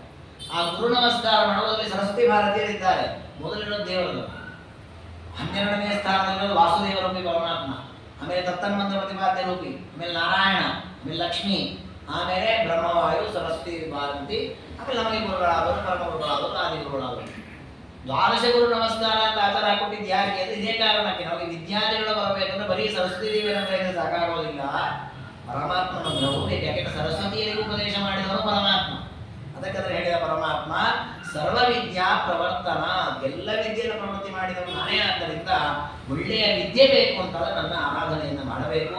ಅಥೋ ಮಹಾಗುರುರಹಂ ಸ್ವತಂತ್ರ ಪೂರ್ಣ ಶಕ್ತಿಮಾನ್. ಹಾಗಾಗಿ ನನ್ನನ್ನು ಮಹಾಗುರು ಅಂತ ಶಾಸ್ತ್ರ. ಉಳಿದವರೆಲ್ಲ ಗುರುಗಳು, ಮಹಾಗುರುಗಳು ಯಾರು? ಪರಮಾತ್ಮ. ಅವನಷ್ಟು ಗುರು ಯಾರು ಜಗತ್ತಲ್ಲಿ ಇಲ್ಲ ಅಂತ ಅವನನ್ನು ಆರಾಧನೆ ಮಾಡಬೇಕು. ಇಂತಹ ಪರಮಾತ್ಮ ಎಲ್ಲ ಹೆಸರಿನಿಂದ ಕರೆಸಿಕೊಳ್ತಾನೆ, ಎಲ್ಲರಿಗೆ ಬೇಕಾದ ಇಷ್ಟಗಳನ್ನು ಕೊಡ್ತಾನೆ. ಈ ರೀತಿಯ ಪರಮಾತ್ಮನ ವೈಭವವನ್ನು ಎಲ್ಲ ವೇದಗಳು ಸ್ತೋತ್ರ ಮಾಡ್ತಾ ಇದೆ. ನಾನಾ ನಾಮಾನಮೀಶಾನಂ ಸ್ವಾತಂತ್ರ್ಯಾದಿ ಗುಣೈರ್ಯುಕ್ತಃ. ದೇವರಲ್ಲಿ ಸ್ವಾತಂತ್ರ್ಯ, ಸರ್ವೋತ್ತಮತ್ವ, ಆಮೇಲೆ ಸೃಷ್ಟಿಕರ್ತೃತ್ವ, ಎಲ್ಲ ಗುಣಗಳಿಂದ ಕೂಡಿದವನನ್ನಾಗಿ ಅವನ ಉಪಾಸನೆಯನ್ನು ಮಾಡಬೇಕು. ಪರಮಾತ್ಮನ ಅಧೀನವಾಗಿ ಎಲ್ಲವೂ ನಡೀತದೆ ಎಂದು ತಿಳ್ಕೊಳ್ಳಬೇಕು. ಭಜಂತಿ ಸ್ವಾನರೂಪೇಣ ಪ್ರಾಪ್ತವಂತಿ ಪರಂ. ಯಾರು ಈ ರೀತಿಯಾಗಿ ಪರಮಾತ್ಮನ ಆರಾಧನೆ ಮಾಡ್ತಾರೋ ಅವರು ಉತ್ತಮವಾದ ಫಲವನ್ನು ಪಡಿತಾರೆ ಅಂತ ಹೀಗೆ ಪರಮಾತ್ಮ ತನ್ನ ಅಧೀನವಾಗಿ ಈ ಪ್ರಪಂಚ ಹೇಗಿದೆ ಅಂತ ಅದನ್ನು ಉಪದೇಶ ಮಾಡಿದ. ಬ್ರಹ್ಮದೇವರು ರಹಸ್ಯವನ್ನು ಹೇಳುವಂತ ಕೇಳಿದ್ದಕ್ಕೆ ಪ್ರತಿಯೊಂದು ನನ್ನ ಅಧೀನವಾಗಿ ನಡೀತದೆ ಎನ್ನುವ ರಹಸ್ಯವನ್ನು ಉಪದೇಶ ಮಾಡಿದ್ದಾನೆ. ಇಂತಹ ಶ್ರೇಷ್ಠವಾದ ಚರಿತ್ರೆಯನ್ನು ಯಾರು ಶ್ರವಣ ಮಾಡ್ತಾರೋ, ಪಠಣ ಮಾಡ್ತಾರೋ ಅವರಿಗೆ ಉತ್ತಮವಾದ ಪರಮಾತ್ಮನಲ್ಲಿ ಭಕ್ತಿ ಬರ್ತದೆ. ಜೊತೆಗೆ ಗರ್ಭ ದುಃಖಂ ನ ಚಾಪ್ನೋತಿ ಲಭತೆ ಧರ್ಮಸುತ. ಈ ಕಥಾನಕದ ಶ್ರವಣದಿಂದ ಗರ್ಭವಾಸ ದುಃಖದಿಂದ ಮುಕ್ತರಾಗ್ತಾರೆ, ಮತ್ತೆ ಪುನರ್ಜನ್ಮ ಇರೋದಿಲ್ಲ, ಮೋಕ್ಷವನ್ನು ಹೊಂದುತ್ತಾರೆ ಅಂತ ಹೀಗೆ ಸತ್ಯಂ ಸತ್ಯಂ ವದಾಮಿದೆ, ಕೊನೆಗೆ ನನ್ನ ಲೋಕವನ್ನು ಪಡೆಯುವುದರಲ್ಲಿ ಸಂದೇಹವೇ ಇಲ್ಲ ಅಂತ ಪರಮಾತ್ಮ ಉಪದೇಶ ಮಾಡ್ತಾನೆ. ಇದಾದ ಮೇಲೆ ಬ್ರಹ್ಮದೇವರು ಮತ್ತೆ ಪ್ರಶ್ನೆಯನ್ನು ಮಾಡುತ್ತಾರೆ. ದೇವರೇ, ಅಪೂರ್ವವಾದ ವಿಷಯವನ್ನು ಹೇಳಿದಿ, ಬಹಳ ಸಂತೋಷವಾಯಿತು, ನನಗೆ ಇದ್ರ ಮೇಲೆ ಮತ್ತೆ ಕೆಲವು ಪ್ರಶ್ನೆ ಇದೆ ಅಂತ ಪ್ರಶ್ನೆ ಕೇಳ್ತಾರೆ. ಏನದು ಅಂದ್ರೆ ಪೂರ್ಣಾನಂದೋಪಿ ಭಗವಾನ್ ಕಿಮರ್ಥಂ ಸೃಷ್ಟಿಮಾಪನೋ. ದೇವರು ತನ್ನ ಬಗ್ಗೆ ಹೇಳ್ಕೊಳ್ಳುವಾಗ ಒಂದು ಮಾತು ಹೇಳಿದ, ನಾನು ಜಗತ್ತಿಗೆಲ್ಲ ಗುರು, ನಾನು ಎಲ್ಲವನ್ನು ಪ್ರೇರಣೆ ಮಾಡುವನು, ಸರ್ವಕರ್ತ, ಸ್ವತಂತ್ರ, ಪೂರ್ಣ ಸುಖ, ಪೂರ್ಣ ಆನಂದ, ಪೂರ್ಣ ಜ್ಞಾನ, ನಾನು ಇಂಥವನು ಅಂತ ದೇವರು ಹೇಳಿದ. ಅದಕ್ಕೆ ಬ್ರಹ್ಮದೇವರ ಬಗ್ಗೆ ಪೂರ್ಣ ಆನಂದ ಅಂತ ಆದ ಮೇಲೆ ಸೃಷ್ಟಿ ಯಾಕೆ ಮಾಡುವಂತ? ನಾವು ಯಾವುದೇ ಕೆಲಸ ಮಾಡುವಾಗ ಏನು ಉದ್ದೇಶಕ್ಕೆ ಮಾಡ್ತೀವಿ ಅಂದ್ರೆ ನೀನೊಂದು ಫಲ ಬೇಕು ಅಂತ ಮಾಡ್ತೀವಿ ಅಲ್ವಾ? ನಾವು ಪುರಾಣ ಶ್ರವಣ ಮಾಡ್ತೇವೆ, ಯಾಕೆ ಅದನ್ನು ಕೇಳೋದೊಂದಿಷ್ಟು ಜ್ಞಾನ ಬರ್ತದೆ, ಅಥವಾ ಏನೋ ಮನಸ್ಸಿಗೆ ಸುಖ ಇದೆ, ಹಾಗಾಗಿ ಏನೋ ಒಂದು ಫಲ ಸಿಗಲಿ ಅಂತ ನಾವು ಮಾಡುವಂಥ ಪ್ರತಿಯೊಂದು ಕೆಲಸ, ಅಡಿಗೆ ಮಾಡೋದಿರ್ಬೋದು, ದೇವರ ಪೂಜೆ ಮಾಡೋದಿರ್ಬೋದು, ಪ್ರದಕ್ಷಿಣೆ ಹಾಕೋದು, ನಮಸ್ಕಾರ, ಏನೇ ಕರ್ಮಗಳನ್ನು ನಾವು ಮಾಡಿದ್ರೆ ಒಂದು ಫಲಾಪೇಕ್ಷೆ ಇದೆ ನಮಗೆ. ಇನ್ನು ಶಾಸ್ತ್ರ ಹೇಳಿದೆ ಅಂತ ಫಲಾಪೇಕ್ಷೆ ಇಲ್ಲದೆ ನಿಷ್ಕಾಮ ಕರ್ಮ ಮಾಡುವುದಾದರೂ ಮೋಕ್ಷ ಸಿಗಲಿ, ಪರಮಾತ್ಮ ಪ್ರೀತನಾಗಿ ಅನ್ನೋ ಉದ್ದೇಶವಾದರೂ ಇದೆ. ಹಾಗಾದ್ರೆ ದೇವರ ಸೃಷ್ಟಿಯನ್ನು ಮಾಡೋದು ಯಾವ ಉದ್ದೇಶದಿಂದ? ಅವರಿಗೆ ಯಾವ ಫಲದ ಅಪೇಕ್ಷೆ ಇದೆ? ಯಾವ ಫಲದ ಅಪೇಕ್ಷೆ ಇಲ್ಲ. ಯಾಕಂದ್ರೆ ಪೂರ್ಣಾನಂದ, ನೀನೇ ಹೇಳಿದ್ದೆ, ನಾನು ಪೂರ್ಣಾನಂದ ಅಂತ ನೀನೇ ಹೇಳ್ಕೊಂಡಿದ್ದೀಯ. ನೋಡಿ, ದೇವರಿಗೆ ಸೃಷ್ಟಿ ಮಾಡುವಾಗ ಫಲದ ಅಪೇಕ್ಷೆ ಇದೆ ಅಂತ ನಾವು ಅಪೂರ್ಣನಾದ. ಸರಿ, ಅವನು ಪೂರ್ಣ ಅಂತ ಒಪ್ಪಿಕೊಂಡು ಅವನು ಸೃಷ್ಟಿಯನ್ನು ಮಾಡಬಾರ್ದು. ಯಾಕೆ ಅಂದ್ರೆ ಪೂರ್ಣನಾದವನು ಅಂದ್ರೆ ಯಾರಿಗೆ ಯಾವ ಫಲದ ಅಪೇಕ್ಷೆ ಇಲ್ಲ ಅವನೇನೋ ಮಾಡಲ್ಲ. ಲೋಕದಲ್ಲಿ ಕಂಡಿದೆ ಅಲ್ವಾ? ಯಾರಿಗೆ ಅಪೇಕ್ಷೆಯೇ ಇಲ್ಲ ಅವನೇನು ಮಾಡ್ತಾನೆ, ಆ ಕೆಲಸದಲ್ಲಿ ಸುಮ್ಮನೆ ಆಗ್ತದೆ. ಉದಾಹರಣೆಗೆ ಒಬ್ಬ ಊಟ ಮಾಡಿದ್ದಾನೆ, ಊಟ ಮಾಡಿ ಹೊಟ್ಟೆ ಪೂರ್ಣ ತುಂಬಿದೆ, ಮತ್ತೆ ಎಲೆ ಹಾಕ್ಕೊಡೋದು, ನೀರು ಹಾಕ್ಕೊಡೋದು, ಬಡಿಸ್ಕೊಡೋದು ಮಾಡ್ತಾನೆ, ಏನೋ ಮಾಡಲ್ಲ, ಯಾಕಂದ್ರೆ ಹೊಟ್ಟೆ ತುಂಬಿದೆ, ಅವನು ಮತ್ತೆ ಊಟದ ಕಾರ್ಯದಲ್ಲಿ ಪ್ರವೃತ್ತನ ಆಗಲ್ಲ. ಹಾಗೆ ಪರಮಾತ್ಮ ತೃಪ್ತನಾಗಿ ಪೂರ್ಣನಾಗಿದ್ದ ಮೇಲೆ ಸೃಷ್ಟಿ ಕಾರ್ಯದಲ್ಲಿ ಯಾಕೆ ಪ್ರವೃತ್ತನಾಗ್ತಾನೆ ಅಂತ ಬ್ರಹ್ಮದೇವರು ಹೇಳ್ತಾನೆ. ಪ್ರಾಪ್ತವಾನ್ ಕಿಮ್ನ ಸೃಷ್ಟ್ಯಾಸ ಕಥಂ ಪೂರ್ಣಸ್ತದಾಸ. ಈ ಸೃಷ್ಟಿಯಿಂದ ನಿನಗೆ ಏನಾದರೂ ಲಾಭವಾದದ್ದೇ ಆದ್ರೆ ನೀನು ಪೂರ್ಣ ಆಗೋದು ಹೇಗೆ? ಹಾಗಾಗಿ ನೀನು ಪೂರ್ಣನಾದ್ರಿಂದ ಈ ಸೃಷ್ಟಿಯಿಂದ ಯಾವ ಲಾಭವೂ ಇಲ್ಲ. ಲಾಭ ಇಲ್ಲದೇ ಇದ್ರೂ ಕೂಡ ಈ ಕೆಲಸವನ್ನು ಯಾಕೆ ಮಾಡ್ತಾ ಇದ್ದೀನಿ? ಅದಕ್ಕೆ ಉತ್ತರ ವಿಸ್ತಾರವಾಗಿದೆ. ಪ್ರಧಾನವಾಗಿ ಸರಳವಾಗಿ ನಾವು ಅರ್ಥ ಮಾಡ್ಕೊಳಿಕಿರೋ ಉತ್ತರ ಸಾರಾಂಶ ಏನು ಅಂದರೆ, ದೇವರಿಗೆ ಇದರಿಂದ ಯಾವ ಲಾಭವೂ ಇಲ್ಲ, ಭಕ್ತರಿಗೆ ಲಾಭ ಇದೆ. ಅದಕ್ಕೆ ಪರಮಾತ್ಮ ಈ ಕಾರ್ಯವನ್ನು ಮಾಡ್ತಾರೆ. ತನಗದರಿಂದ ನಯಾ ಪೈಸ ಲಾಭ ಇಲ್ಲ, ಆದರೆ ಭಕ್ತರಿಗೆ ಅದರಿಂದ ಲಾಭ ಇದೆ. ಇದಕ್ಕೆ ಒಂದು ಒಳ್ಳೆ ದೃಷ್ಟಾಂತ ಅದನ್ನ ಕೃಷ್ಣ ರಹಸ್ಯವೂ ಹೇಳುತ್ತೆ. ಮಕ್ಕಳಿಗೆ ಅಕ್ಷರಾಭ್ಯಾಸವನ್ನು ತಂದೆ ಮಾಡಿಸ್ತಾರೆ. ಮಗುವನ್ನ ತೊಡೆ ಮೇಲೆ ಕೂಡಿಸ್ಕೊಂಡು ಒಂದು ವಸ್ತುವನ್ನು ಇಟ್ಕೊಂಡು ಅಕ್ಷರವನ್ನು ಆ ಅಂತೆಲ್ಲ ಅಕ್ಷರ ಬರೆಸ್ತಾರೆ. ಬರೆಸುವಾಗ ಆ ಈ ಅಕ್ಷರ ಬರೆಸಿದ್ರಿಂದ ಲಾಭ ಯಾರಿಗೆ? ಮಗುವಿಗೆ. ಇವನಿಗೆ ಅಕ್ಷರ ಜ್ಞಾನವಂತ, ತಂದೆಗೆ ಅನ್ನೋ ಅಕ್ಷರ ಜ್ಞಾನ ಆಯಿತು ಅಂತ ಯಾರಾದ್ರೂ ಹೇಳ್ತಾರ? ಇಲ್ಲ. ತಂದೆಗೆ ಎಲ್ಲ ಗೊತ್ತೇ ಇದೆ. ಅವನು ಬರೆಸಿದ್ರೆ ಅವನಿಗೆ ಒಂದು ಅಕ್ಷರ ಜ್ಞಾನ ಹೊಸದಾಗಿ ಬಂದದ್ದು ಏನಿಲ್ಲ. ಅದ್ರ ಲಾಭ ಆದದ್ದು ಯಾರಿಗೆ? ಮಗುವಿಗೆ. ಅದಕ್ಕೆ ಈಗ ಅಕ್ಷರ ಗೊತ್ತಿರಲಿಲ್ಲ, ಅಕ್ಷರ ಜ್ಞಾನ ಆಯಿತು. ಹೇಗೋ ಅದೇ ರೀತಿ ಪರಮಾತ್ಮ ಈ ಸೃಷ್ಟಿಯಾದಿಗಳನ್ನ ಮಾಡೋದ್ರಿಂದ ಪರಮಾತ್ಮನಿಗೆ ಯಾವ ಲಾಭವೂ ಇಲ್ಲ. ಆದ್ರೆ ಆ ಸೃಷ್ಟಿ ಮಾಡುವ ನಾವೆಲ್ಲ ಬರ್ತೇವಲ್ಲ ಸೃಷ್ಟಿಯಲ್ಲಿ, ನಮಗೆ ಅದು ಬಹಳ ಲಾಭವಾಗುತ್ತೆ. ಅದಕ್ಕೆ ದೇವರು ಹೇಳ್ತಾನೆ, ಯಯೇವ ಆನಂದವಾನ್ ಲೋಕೆ ಸಕ್ರೀಡಾಂ ತನುತೆ ಭೃಶಂ ಅತಿ ಚಿತ್ರಾಣಿ ಕರ್ಮಾಣಿ ಸಯೇವ ತನುತೆ. ನಾನು ಒಂದು ವಿಚಾರ ತಿಳಿಸಿದೆ, ಏನು? ದೇವರು ಲಾಭ ಇಲ್ಲ ಅವನಿಗೆ ಇದರಿಂದ, ಹೇಗೆ ಅಂತ ದೃಷ್ಟಾಂತ ಕೊಟ್ಟು ಪರಮಾತ್ಮ ತನಗೆ ಪ್ರಯೋಜನ ಇಲ್ಲದೆ ಈ ಸೃಷ್ಟಿಯಾದಿಗಳನ್ನ ಮಾಡ್ತಾನೆ ಅಂತ. ಆಗ ಒಂದು ಪ್ರಶ್ನೆ ಬರುತ್ತೆ, ಪ್ರಯೋಜನ ಮನುದ್ದಿಶ್ಯ ನಮಂದೋಪಿ ಪ್ರವರ್ತದೆ ಅಂತ ಒಂದು ಸುಭಾಷಿತ. ಪ್ರಯೋಜನ ಇಲ್ಲ ಅಂದ್ರೆ ಅಂತಹ ಕೆಲಸಕ್ಕೆ ಯಾರು ಕೈ ಹಾಕಲ್ಲ. ಉದಾಹರಣೆ ನೋಡಿ, ಒಂದು ಪುಸ್ತಕ ತಂದುಕೊಡ್ತೇನೆ ನಾನು. ಏನಿದೆ ಆ ಪುಸ್ತಕದಲ್ಲಿ ಅಂದ್ರೆ, ಕಾಗೆಯ ಹಲ್ಲುಗಳು ಹೇಗಿದೆ ಅಂತ ಒಂದು ವರ್ಣನೆ ಮಾಡಿರೋದು ಗ್ರಂಥ. ಇದನ್ನು ಓದಿ ಅಂತಕೊಂಡ್ರೆ ಏನ್ ಮಾಡ್ತೀವಿ? ಬೇಡ ಆಚಾರ್ಯ ತಗೊಂಡೋಗಿ ನಾವು ಬೇಡ ಅಂತ. ಯಾಕೆ? ಇದನ್ನು ಓದಿ ಏನ್ ಪ್ರಯೋಜನ? ಅದು ಮೋಕ್ಷಕ್ಕೆ ಉಪಯೋಗ ಇಲ್ಲ. ಅವಲ್ಲಿ ಧನಾದಿಗಳ ಲಾಭ ಆಗತ್ತಾ? ಇಲ್ಲ. ಧರ್ಮಾದಿಗಳು ಮಾಡ್ಲಿಕ್ಕೆ ಯಾವುದಕ್ಕೂ ಉಪಯೋಗ ಇಲ್ಲ. ಕಾಗೆ ಹೇಳ್ಕೊಂಡು ಏನ್ ಮಾಡೋದು ನಾವು? ಬೇಡ. ಹಾಗಾದ್ರೆ ಪ್ರಯೋಜನ ಇಲ್ಲ ಅಂತ ನಾವು ಓದ್ಲಿಕ್ಕೆ ತಯಾರಿಲ್ಲ. ಅಂತ ದೀರ್ಘ ಸೃಷ್ಟಿ ಇದೆಲ್ಲ ಮಾಡೋ ಅವಶ್ಯಕತೆ ಇದೆ. ಅದಕ್ಕೆ ದೇವರನ್ನ ನೋಡಪ್ಪ, ಪ್ರಯೋಜನ ಇಲ್ಲದೆ ಇದ್ರೂ ಕೂಡ ಕೆಲವು ಕೆಲಸ ನಾವು ಮಾಡ್ತೇವೆ. ಯಾವುದು ಅಂದ್ರೆ, ಯಾವುದು ನಮಗೆ ಸ್ವಭಾವ ಆಗಿಬಿಟ್ಟಿರುತ್ತೆ, ಅದು ಪ್ರಯೋಜನ ಇಲ್ಲದೆ ಇದ್ರೂ ನಾವು ಮಾಡ್ತಾ ದೇವಶೇಷ ಸ್ವಭಾವೋಯಂ ಆಪ್ತಕಾಮಸ್ಯ ಕಾಸ್ಮ. ಮಾಂಡವ್ಯೋಪನಿಷತ್ನಲ್ಲಿ ಇದನ್ನು ಹೇಳ್ತಾರೆ. ಸೃಷ್ಟಿಯಾದದ್ದು ಹೇಗೆ? ಕೆಲವರು ಸ್ವಪ್ನ ಮಾಯಾ ಸ್ವರೂಪೇತಿ, ಸ್ವಪ್ನದಲ್ಲಿ ಪದಾರ್ಥಗಳು ಹೇಗೆ ಕಾಣುತ್ತೆ? ಕಲ್ಪಿತವಾದ ಇಂದ್ರಜಾಲದಿಂದ ಮಾಡಿದ ಪದಾರ್ಥಗಳಿಗೆ ಹಾಗೆ ಸೃಷ್ಟಿಯಾಗಿದೆ ಅಂತ ಕೆಲವರು ಹೇಳಿದರು. ಕೆಲವರಿಲ್ಲ, ಕಾಲವೇ ಸೃಷ್ಟಿ ಮಾಡುತ್ತೆ ಅಂತ ಕೆಲವರು ಹೇಳಿದರು. ಅದಕ್ಕೆ ದೇವರನ್ನ ಅದು ಯಾವುದು ನನ್ನ ಅಭಿಪ್ರಾಯ ಅಲ್ಲ. ಮತ್ತು ದೇವರ ಅಭಿಪ್ರಾಯ ಏನು? ಇಚ್ಛಾ ಮಾತ್ರ ಪ್ರಭೋ ಸೃಷ್ಟಿ, ಕೇವಲ ತನ್ನ ಇಚ್ಛೆಯಿಂದಲೇ ಸೃಷ್ಟಿ ಮಾಡ್ತಾನೆ. ಅಲ್ಲದೆ ಆ ಇಚ್ಛೆ ಮಾಡಿದ್ದಾದ್ರೂ ಯಾಕೆ, ಸೃಷ್ಟಿ ಮಾಡಿದ್ದಾದ್ರೂ ಯಾಕೆ ಅಂದ್ರೆ ಅದು ದೇವಶೇಷ ಸ್ವಭಾವ, ಅದವನ ಸ್ವಭಾವ ಅಲ್ವಾ? ನೋಡಿ, ಉದಾಹರಣೆಗೆ ನಾವು ಮಕ್ಕಳಾಗಿದ್ದಾಗ, ಸಣ್ಣ ವಯಸ್ಸಿನಲ್ಲಿದ್ದಾಗ ತಂದೆ ತಾಯಿ ಜೋರು ಮಾಡಿ, ಆಗ ಜೋರು ಮಾಡ್ತೀವಿ, ಇವತ್ತು ಜೋರು ಮಾಡ್ಲಿಕ್ಕೆ ಬರಲ್ಲ. ಆಗ ಜೋರು ಮಾಡಿದ್ರಲ್ಲ, ತಂದೆ ತಾಯಿ ಜೋರು ಮಾಡಿ ಬೆಳಿಗ್ಗೆ ಬೇಗ ಹೇಳು, ಸ್ನಾನ ಮಾಡು, ಸೂರ್ಯೋದಯಕ್ಕಿಂತ ಒಂದು ಜಪ ಮಾಡು ಮಾಡಿಸ್ತೀವಿ. ಅವ್ರ ತಂದೆ ತಾಯಿ ವಯಸ್ಸಾದ ತನಕ ಅವ್ರು ಬೈತಾರೆ ಅಂತ ಮಾಡ್ತಾ ಮಾಡ್ತಾ ನಮ್ಮ 30, 40, 50 ವರ್ಷ ಆಗ್ತಾ ಅಭ್ಯಾಸ ಆಯ್ತು. 60 ವರ್ಷ ಆದ್ರೆ ರಿಟೈರ್ಡ್ ಆಯ್ತು. ರಿಟೈರ್ಡ್ ಆದ್ರೂ ಬೆಳಿಗ್ಗೆ ಬೇಗ, ಹೊಸ ರಿಟೈರ್ಡ್ ಆಗೋ ತನಕ ಆಫೀಸಿಗೆ ಹೋಗ್ಬೇಕಿತ್ತು, ಬೇಗ ಜಪ ಮಾಡಬೇಕು, ಬೇಗ ಮಾಡ್ತಾ ಇದ್ವಿ. ರಿಟೈರ್ಡ್ ಆದ್ಮೇಲೆ ನಾವು ನಿಯಮ ನಿರ್ಬಂಧ ಇಲ್ಲ. 9 ಗಂಟೆ ತನಕ ಮಾಡ್ಕೊಂಡು 10 ಗಂಟೆಗೆ ಸ್ನಾನ ಮಾಡಿದ್ರು ನಡೆಯುತ್ತೆ. ಮಾಡಲ್ಲ, ಬೆಳಿಗ್ಗೆ 4:30ಗೆ ಹೇಳ್ತಾನೆ, 6 ಗಂಟೆಗೆ ಸ್ನಾನ ಮಾಡಿ ಜಪ ಮಾಡ್ತಾನೆ. ಯಾಕೆ ಮಾಡೋದು ಅಂತ ಕೇಳ್ರಿ ಅವನ್ನ. ಯಾರು ನಿಯಮ ಮಾಡಿದಾರ? ಇಲ್ಲ. ಮತ್ತೆ ಅದರ ಸ್ವಭಾವ ಆಗಿದೆ. ನಾವು ಅನ್ಕೋತೀವಿ ಮಲಗಬೇಕು ಅಂತ, ಏನ್ ಮಾಡೋದು, ಎಚ್ಚರ ಆಗಿಬಿಡುತ್ತೆ. ಹಾಗಾದ್ರೆ ಸ್ವಭಾವ ಅಂತ ಏನಾಗಿದೆ, ಅದು ಫಲ ಇದೆಯೋ ಇಲ್ವೋ, ಹೊಸದಾಗಿ ನಾವು ಮಾಡಿದ ಫಲ ಇದೆ, ಅದು ಬೇರೆ ವಿಷಯ. ನಾವು ಅಷ್ಟು ಬೇಗ ಮಾಡಿದ ಫಲ ಇದೆ, ನಾವು ಲೇಟಾಗಿ ಎದ್ಬಿಟ್ಟು ಜಾಸ್ತಿ ಹೊತ್ತು ಮಲ್ಕೊಂಡ್ರೆ ಪಾಪ ಬರುತ್ತೆ, ಇದೆಲ್ಲ ದೋಷಗಳಿದೆ ಇಲ್ಲಿ. ಆದ್ರೆ ನಮ್ಮ ಪ್ರವೃತ್ತಿ ಮಾಡುವಾಗ ಯಾವುದೇ ಯಾವುದೋ ಒಂದು ನಿಯಮಕ್ಕೆ ಒಳಪಟ್ಟು ಅಥವಾ ಇಂತಹ ಫಲ ಸಿಗಲಿ ಅನ್ನೋ ಉದ್ದೇಶದಿಂದ ಯಾವುದನ್ನು ಮಾಡ್ತಾ ಇಲ್ಲ, ಮತ್ತೆ ಸಹಜವಾಗಿ ಅದು ನಡೀತಾ ಇದೆ.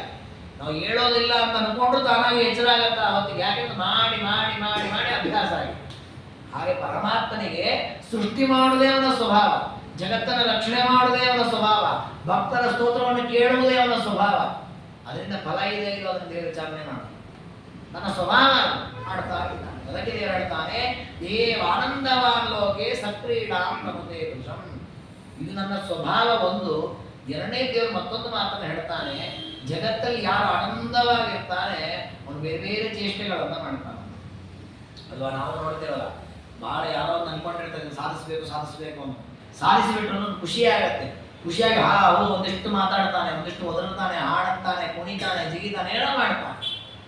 ಅದನ್ನೇ ಹೇಳ್ತಾರೆ, ಯಾರು ಆನಂದವಾಗಿರ್ತಾನೆ ಅವನು ಬೇರೆ ಬೇರೆ ಚೇಷ್ಟೆಗಳನ್ನ ಮಾಡ್ತಾನೆ. ಹಾಗೆ ದೇವರು ಆನಂದ ಪೂರ್ಣ ಅಲ್ಲ, ಆ ಪೂರ್ಣ ಆನಂದ ಆದದ್ದರಿಂದ ಈ ರೀತಿ ಆಟವಾಡ್ತಾನೆ. ಏನು ಆಟ ಆಡೋದು? ಬ್ರಹ್ಮಾಂಡ ಸೃಷ್ಟಿ ಮಾಡೋದು, ಬ್ರಹ್ಮದೇವ ಸೃಷ್ಟಿ ಮಾಡೋದು, ಲೋಕ ಸೃಷ್ಟಿ ಮಾಡೋದು, ಇದನ್ನು ಮಾಡ್ತಾನೆ.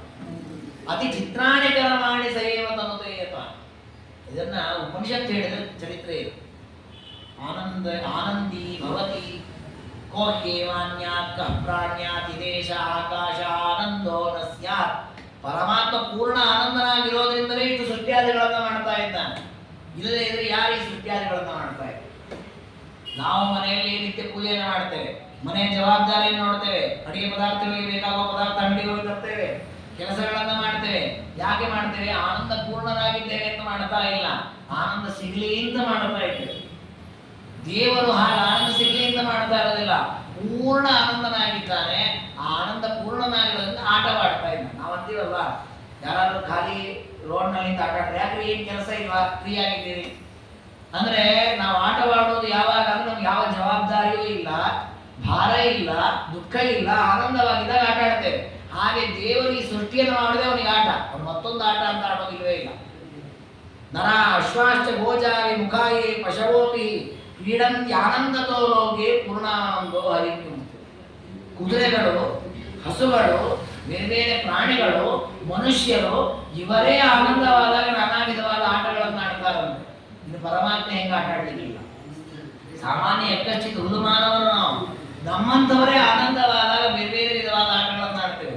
ಇವತ್ತು ಹೇಳೋದಿಲ್ಲ, ಇವತ್ತು ಬಹಳ ಖುಷಿಯಾಗಿಬಿಟ್ಟಿದ್ರೆ ಇವತ್ತೊಂದು ಆಟ ಆಡಿಬಿಡೋಣ. ಹಾಗಾದ್ರೆ ನಾವು ಸಂತೋಷ ಪಟ್ಟಾಗ ನಾವೇ ಆಟ ಆಡ್ತೀವಿ. ಬಹಳ ಅಲ್ಪ ಯೋಗ್ಯತೆ ಇರುವವರು ಅರ್ಥಾತ್ ಪರಮಾತ್ಮ, ಅವನಿಗಿರುವ ಆನಂದ ಎಷ್ಟು ದೊಡ್ಡ ಆನಂದ. ಆ ಆನಂದದ ಪರಮಾವಧಿಯಿಂದಾಗಿ ಪರಮಾತ್ಮ ಈ ರೀತಿ ಸೃಷ್ಟಿಯನ್ನ ಮಾಡ್ತಾನೆ. ಚಿಂತಾಮಗ್ನೋ ಜ್ವರೇಣಾರ್ಥ ಸ್ವಪ್ತುಂ ಶಕ್ನೋತಿ ನೋ ಸುಖಂ ಯಸ್ಸ ಕಿಂ ಕ್ರೀಡತೆ ತಸ್ಯ ಯತಸ್ಸರ್ವಂ ವಿಷಾಯತೆ. ನೋಡಿ, ಯಾರು ಚಿಂತೆಯಲ್ಲಿ ಮುಳುಗಿದ್ದಾನೆ, ಯಾರು ಜ್ವರಾದಿ ರೋಗದಿಂದ ಬಾಧಿಸಿದ್ದಾನೆ, ಅವನು ಸುಖವಾಗಿ ಮಲಗಲಿಕ್ಕಾಗತ್ತಾ? ಇಲ್ಲ ಅಲ್ವಾ? ನಾವಂತೆ ಜ್ವರ ಬಂದಾಗ ಬೆಳಗ್ಗೆಯಿಂದ ಸಾಯಂಕಾಲ ಏನೋ ಮಾಡಲ್ಲ, ಹಾಸಿಗೆ ಮಲಗಿರ್ತಾನೆ. ಒಳ್ಳೆ ನಿದ್ದೆ ಆಯ್ತಾ ಅಂತ ಕೇಳಿದ್ರೆ ಇಲ್ಲವೇ ಜ್ವರ, ಹುಷಾರೇ ಇಲ್ಲ, ಮೈಗೆ ಎಲ್ಲ ಸುಸ್ತು. ಹಾಗಾದ್ರೆ ಜ್ವರ ಬಂದಾಗ ಬಹಳ ತಲೆ ಕೆಟ್ಟು ಹೋಗಿ ಯಾವುದೋ ವಿಚಾರ ತಲೆ ಕೆಡಿಸಿಕೊಂಡಾಗ ಸುಖವಾಗಿ ಮಲಗ್ತೇವೆ ಅಂದ್ರೆ ಸಾಧ್ಯ ಇಲ್ಲ. ಯಸ್ಸ ಕಿಂ ಕ್ರೀಡತೆ ತಸ್ಯ ಯತಸ್ಸರ್ವಂ ವಿಷಯ. ಅಂತಹ ಬಾಧೆಗೆ ಒಳಗಾದವನು ಆಟವಾಡ್ತಾನ? ಸುಖವಾಗಿ ಮಲಗಲಿಕ್ಕೆ ಆಗದೆ ಇದನ್ನು ಆಟವಾಡ್ಲಿಕ್ಕೆ ಸಾಧ್ಯವಾ? ಇಲ್ಲ. ಹಾಗಾದ್ರೆ ಪರಮಾತ್ಮ ಇಷ್ಟು ದೊಡ್ಡದಾದ ಬ್ರಹ್ಮಾಂಡದ ಸೃಷ್ಟಿ ಮಾಡಿದ್ದಾನೆ, ಇದರ ಸ್ಥಿತಿ ಸನ್ಮಾನ ಎಲ್ಲವನ್ನೂ ಮಾಡ್ತಾ ಇದ್ದಾನೆ ಅಂದ್ರೆ ಅವನಿಗೆ ಯಾವ ಜ್ವರವೂ ಇಲ್ಲ, ಯಾವ ಚಿಂತೆಯೂ ಇಲ್ಲ, ಬದಲಾಗಿ ಸುಖವಾಗಿದ್ದಾನ. ಅದಕ್ಕಿಷ್ಟು ಕ್ರೀಡೆ ಮಾಡ್ತಾರೆ. ಸುಖವಾಗಿಲ್ಲದೆ ಈ ಕ್ರೀಡೆಯನ್ನು ಮಾಡ್ಲಿಕ್ಕೆ ಸಾಧ್ಯವೇ? ಯಥಾನಂದ ತಥಾ ಕ್ರೀಡಾ ಯಥಾನಂದ ತಥೋದ್ಯಮ. ಸುಖವಾಗಿದ್ದಾಗಲೇ ಆಟ, ಸುಖವಾಗಿದ್ದಾಗಲೇ ಉತ್ತಮವಾದ ಕಾರ್ಯ ಮಾಡ್ಲಿಕ್ಕೆ ಆಗುವಂತ. ನಮ್ಮಲ್ಲೂ ಇದೆಯಲ್ಲ, ಕೆಲವೊಮ್ಮೆ ಕೆಲಸ ಮಾಡದೆ ಸುಮ್ಮನೆ ಕೂತಿರ್ತೇವೆ. ಯಾಕೆ ಅಂತ ಕೇಳಿದ್ರೆ, ಇಲ್ಲರಿ ಮನಸ್ಸಿಗೆ ಏನೋ ಅಸಮಾಧಾನ ಆಗಿರ್ತದೆ.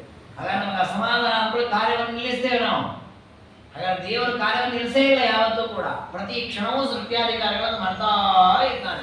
ಯಾಕೆ ನೋಡಿ, ಬೇಸರ ಅನ್ನೋದೇ ಇಲ್ಲಲ್ಲ, ಅವನಿಗೆ ಅಸಮಾಧಾನ ಅನ್ನೋದೇ ಇಲ್ಲ, ಯಾವಾಗಲೂ ಆನಂದವಾಗಿದ್ದಾನೆ.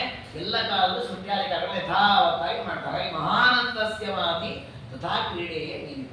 ಸಣ್ಣವರು ಸಣ್ಣ ಸಣ್ಣ ಆಟವಾಡ್ತಾರೆ, ದೊಡ್ಡವರು ದೊಡ್ಡ ದೊಡ್ಡ ಆಟ ಆಡ್ತಾರೆ. ನಾನು ಮಹಾನಂದ ಪೂರ್ಣ, ನಾನು ದೊಡ್ಡ ಆಟವಾಡ್ತೇನೆ. ಅದೇ ಈ ಜಗತ್ತಿನ ಸೃಷ್ಟಿ. ಯಮ್ಮಿ ಸಕಲ ಸೃಷ್ಟಿ ತಸ್ಯ ಆನಂದಸ್ಯ ಲೇಖ. ನೋಡಿ, ದೇವರು ಹೇಳ್ತಾನೆ, ನನಗೆಷ್ಟು ಆನಂದ, ಅಧಿಕವಾಗಿ ಆನಂದ ಇದೆ ಅಂದ್ರೆ ಆ ಆನಂದದ ಪೂರ್ಣವಾದ ಆನಂದದ ಸೃಷ್ಟಿ ಇದಲ್ಲ. ಈಗ ಸಂತೋಷವಾದಾಗ ನಾವು ಬೇರೆ ಬೇರೆ ಚೇಷ್ಟೆ ಮಾಡ್ತೇವಲ್ಲ, ಹಾಗೆ ಪರಮಾತ್ಮನಿಗಾದ ಆನಂದಕ್ಕೆ ಅವನು ಚೇಷ್ಟೆ ಮಾಡಿದ್ರೆ ಕೋಟಿ ಕೋಟಿ ಬ್ರಹ್ಮಾಂಡ ಸೃಷ್ಟವಾಗಿ ಬಿಡುತ್ತೆ. ಅದು ಒಂದೇ ಬ್ರಹ್ಮಾಂಡ ಸೃಷ್ಟಿ ಮಾಡ್ತಾನೆ. ಅದಕ್ಕೆ ಹೇಳ್ತಾನೆ, ಅವನ ಆನಂದದ ಲೇಷ, ಒಂದು ಅಲ್ಪವಾದ ಭಾಗದಿಂದ ಇಷ್ಟು ಸೃಷ್ಟಿಯಾದಿ ಕಾರ್ಯಗಳನ್ನು ಮಾಡ್ತಾನೆ. ಅದಕ್ಕೆ ನರಸಿಂಹದೇವರ ಚರಿತ್ರೆಯನ್ನು ಹೇಳುವಾಗ ಹೇಳ್ತಾರೆ, ಹಿರಣ್ಯಕಶಿಪುವನ್ನು ನರಸಿಂಹದೇವರು ಸಂಹಾರ ಮಾಡಿದ್ನಲ್ಲ, ಎಷ್ಟು ಶಕ್ತಿ ಉಪಯೋಗ ಮಾಡಿದ ನರಸಿಂಹದೇವರು ಅಂತಂದ್ರೆ ಅತ್ಯಂತ ಅಲ್ಪ, ಕೋಟಿಯ ಒಂದು ಭಾಗವನ್ನು ಉಪಯೋಗ ಮಾಡಲಿಲ್ಲ ಅಂತಂದ್ರೆ. ಅದಕ್ಕೆ ವಾದಿರಾಜ ಗುರು ಸಹ ನರಸಿಂಹದೇವರ ಸ್ತೋತ್ರ ಮಾಡುವಾಗ ಹೇಳ್ತಾರೆ, ರೂಕ್ಷ ನಖ ಶಿಕ್ಷಿತ ರಕ್ಷಸೆ ಅಂತ ನರಸಿಂಹದೇವರ ಸ್ತೋತ್ರ ಮಾಡಿದ್ದಾರೆ. ಅಂದ್ರೆ ಎಂಥ ಪ್ರಬಲನಾದ ಹಿರಣ್ಯಕಶಿಪು, ಇಂದ್ರಾದಿ ದೇವತೆಗಳನ್ನು ತನ್ನ ದ್ವಾರಪಾಲಕರು ಮಾಡ್ಕೊಂಡ್ಬಿಟ್ಟಿದ್ದ ಅವನು. ಇಡೀ ಭೂಮಂಡಲ ಸಂಚಾರ ಮಾಡಿ ಎಲ್ಲರನ್ನು ಸೋಲಿಸಿದ್ದ. ಇಂತಹ ದುಷ್ಟನಾದ ಹಿರಣ್ಯಕಶಿಪು ನರಸಿಂಹದೇವರ ಎದುರಿಗೆ ಷಂಡನಂತೆ ಇದ್ದಂತೆ, ನಪುಂಸಕನಂತೆ ಇದ್ದಂತೆ. ಅಂದ್ರೆ ಅವನ ಬಲ ಎಷ್ಟು ಅಲ್ಪ ಆಯಿತು ನರಸಿಂಹದೇವರ ಎದುರಿಗೆ. ಅದಕ್ಕೆ ನರಸಿಂಹದೇವರು ಅವನನ್ನ ಆಯುಧದಿಂದ ಸಂಹಾರ ಮಾಡಲಿಲ್ಲ, ಬರೀ ಒಂದು ಉಗುರಿನಿಂದ ಚೂಟಿ ಹಾಕಿಬಿಟ್ಟು. ಹಾಗಾಗಿ ದೇವರ ಬಲ ಎಷ್ಟು ದೊಡ್ಡದು, ಹಾಗೆ ದೇವರ ಆನಂದ ಬಹಳ ದೊಡ್ಡ ಮಟ್ಟದಲ್ಲಿದೆ. ಆ ಆನಂದದ ಬಹಳ ಅಲ್ಪ ಪ್ರಮಾಣದ ಸುಖದಿಂದ ಆದ ಸಂತೋಷಕ್ಕೆ ಈ ಸೃಷ್ಟಿಯನ್ನು ದೇವರು ಮಾಡ್ತಾರೆ. ಅನಂತಾನಂದ ಪೂರ್ಣಸ್ಯ ಅನಲೋಪಾಕತಂಬ.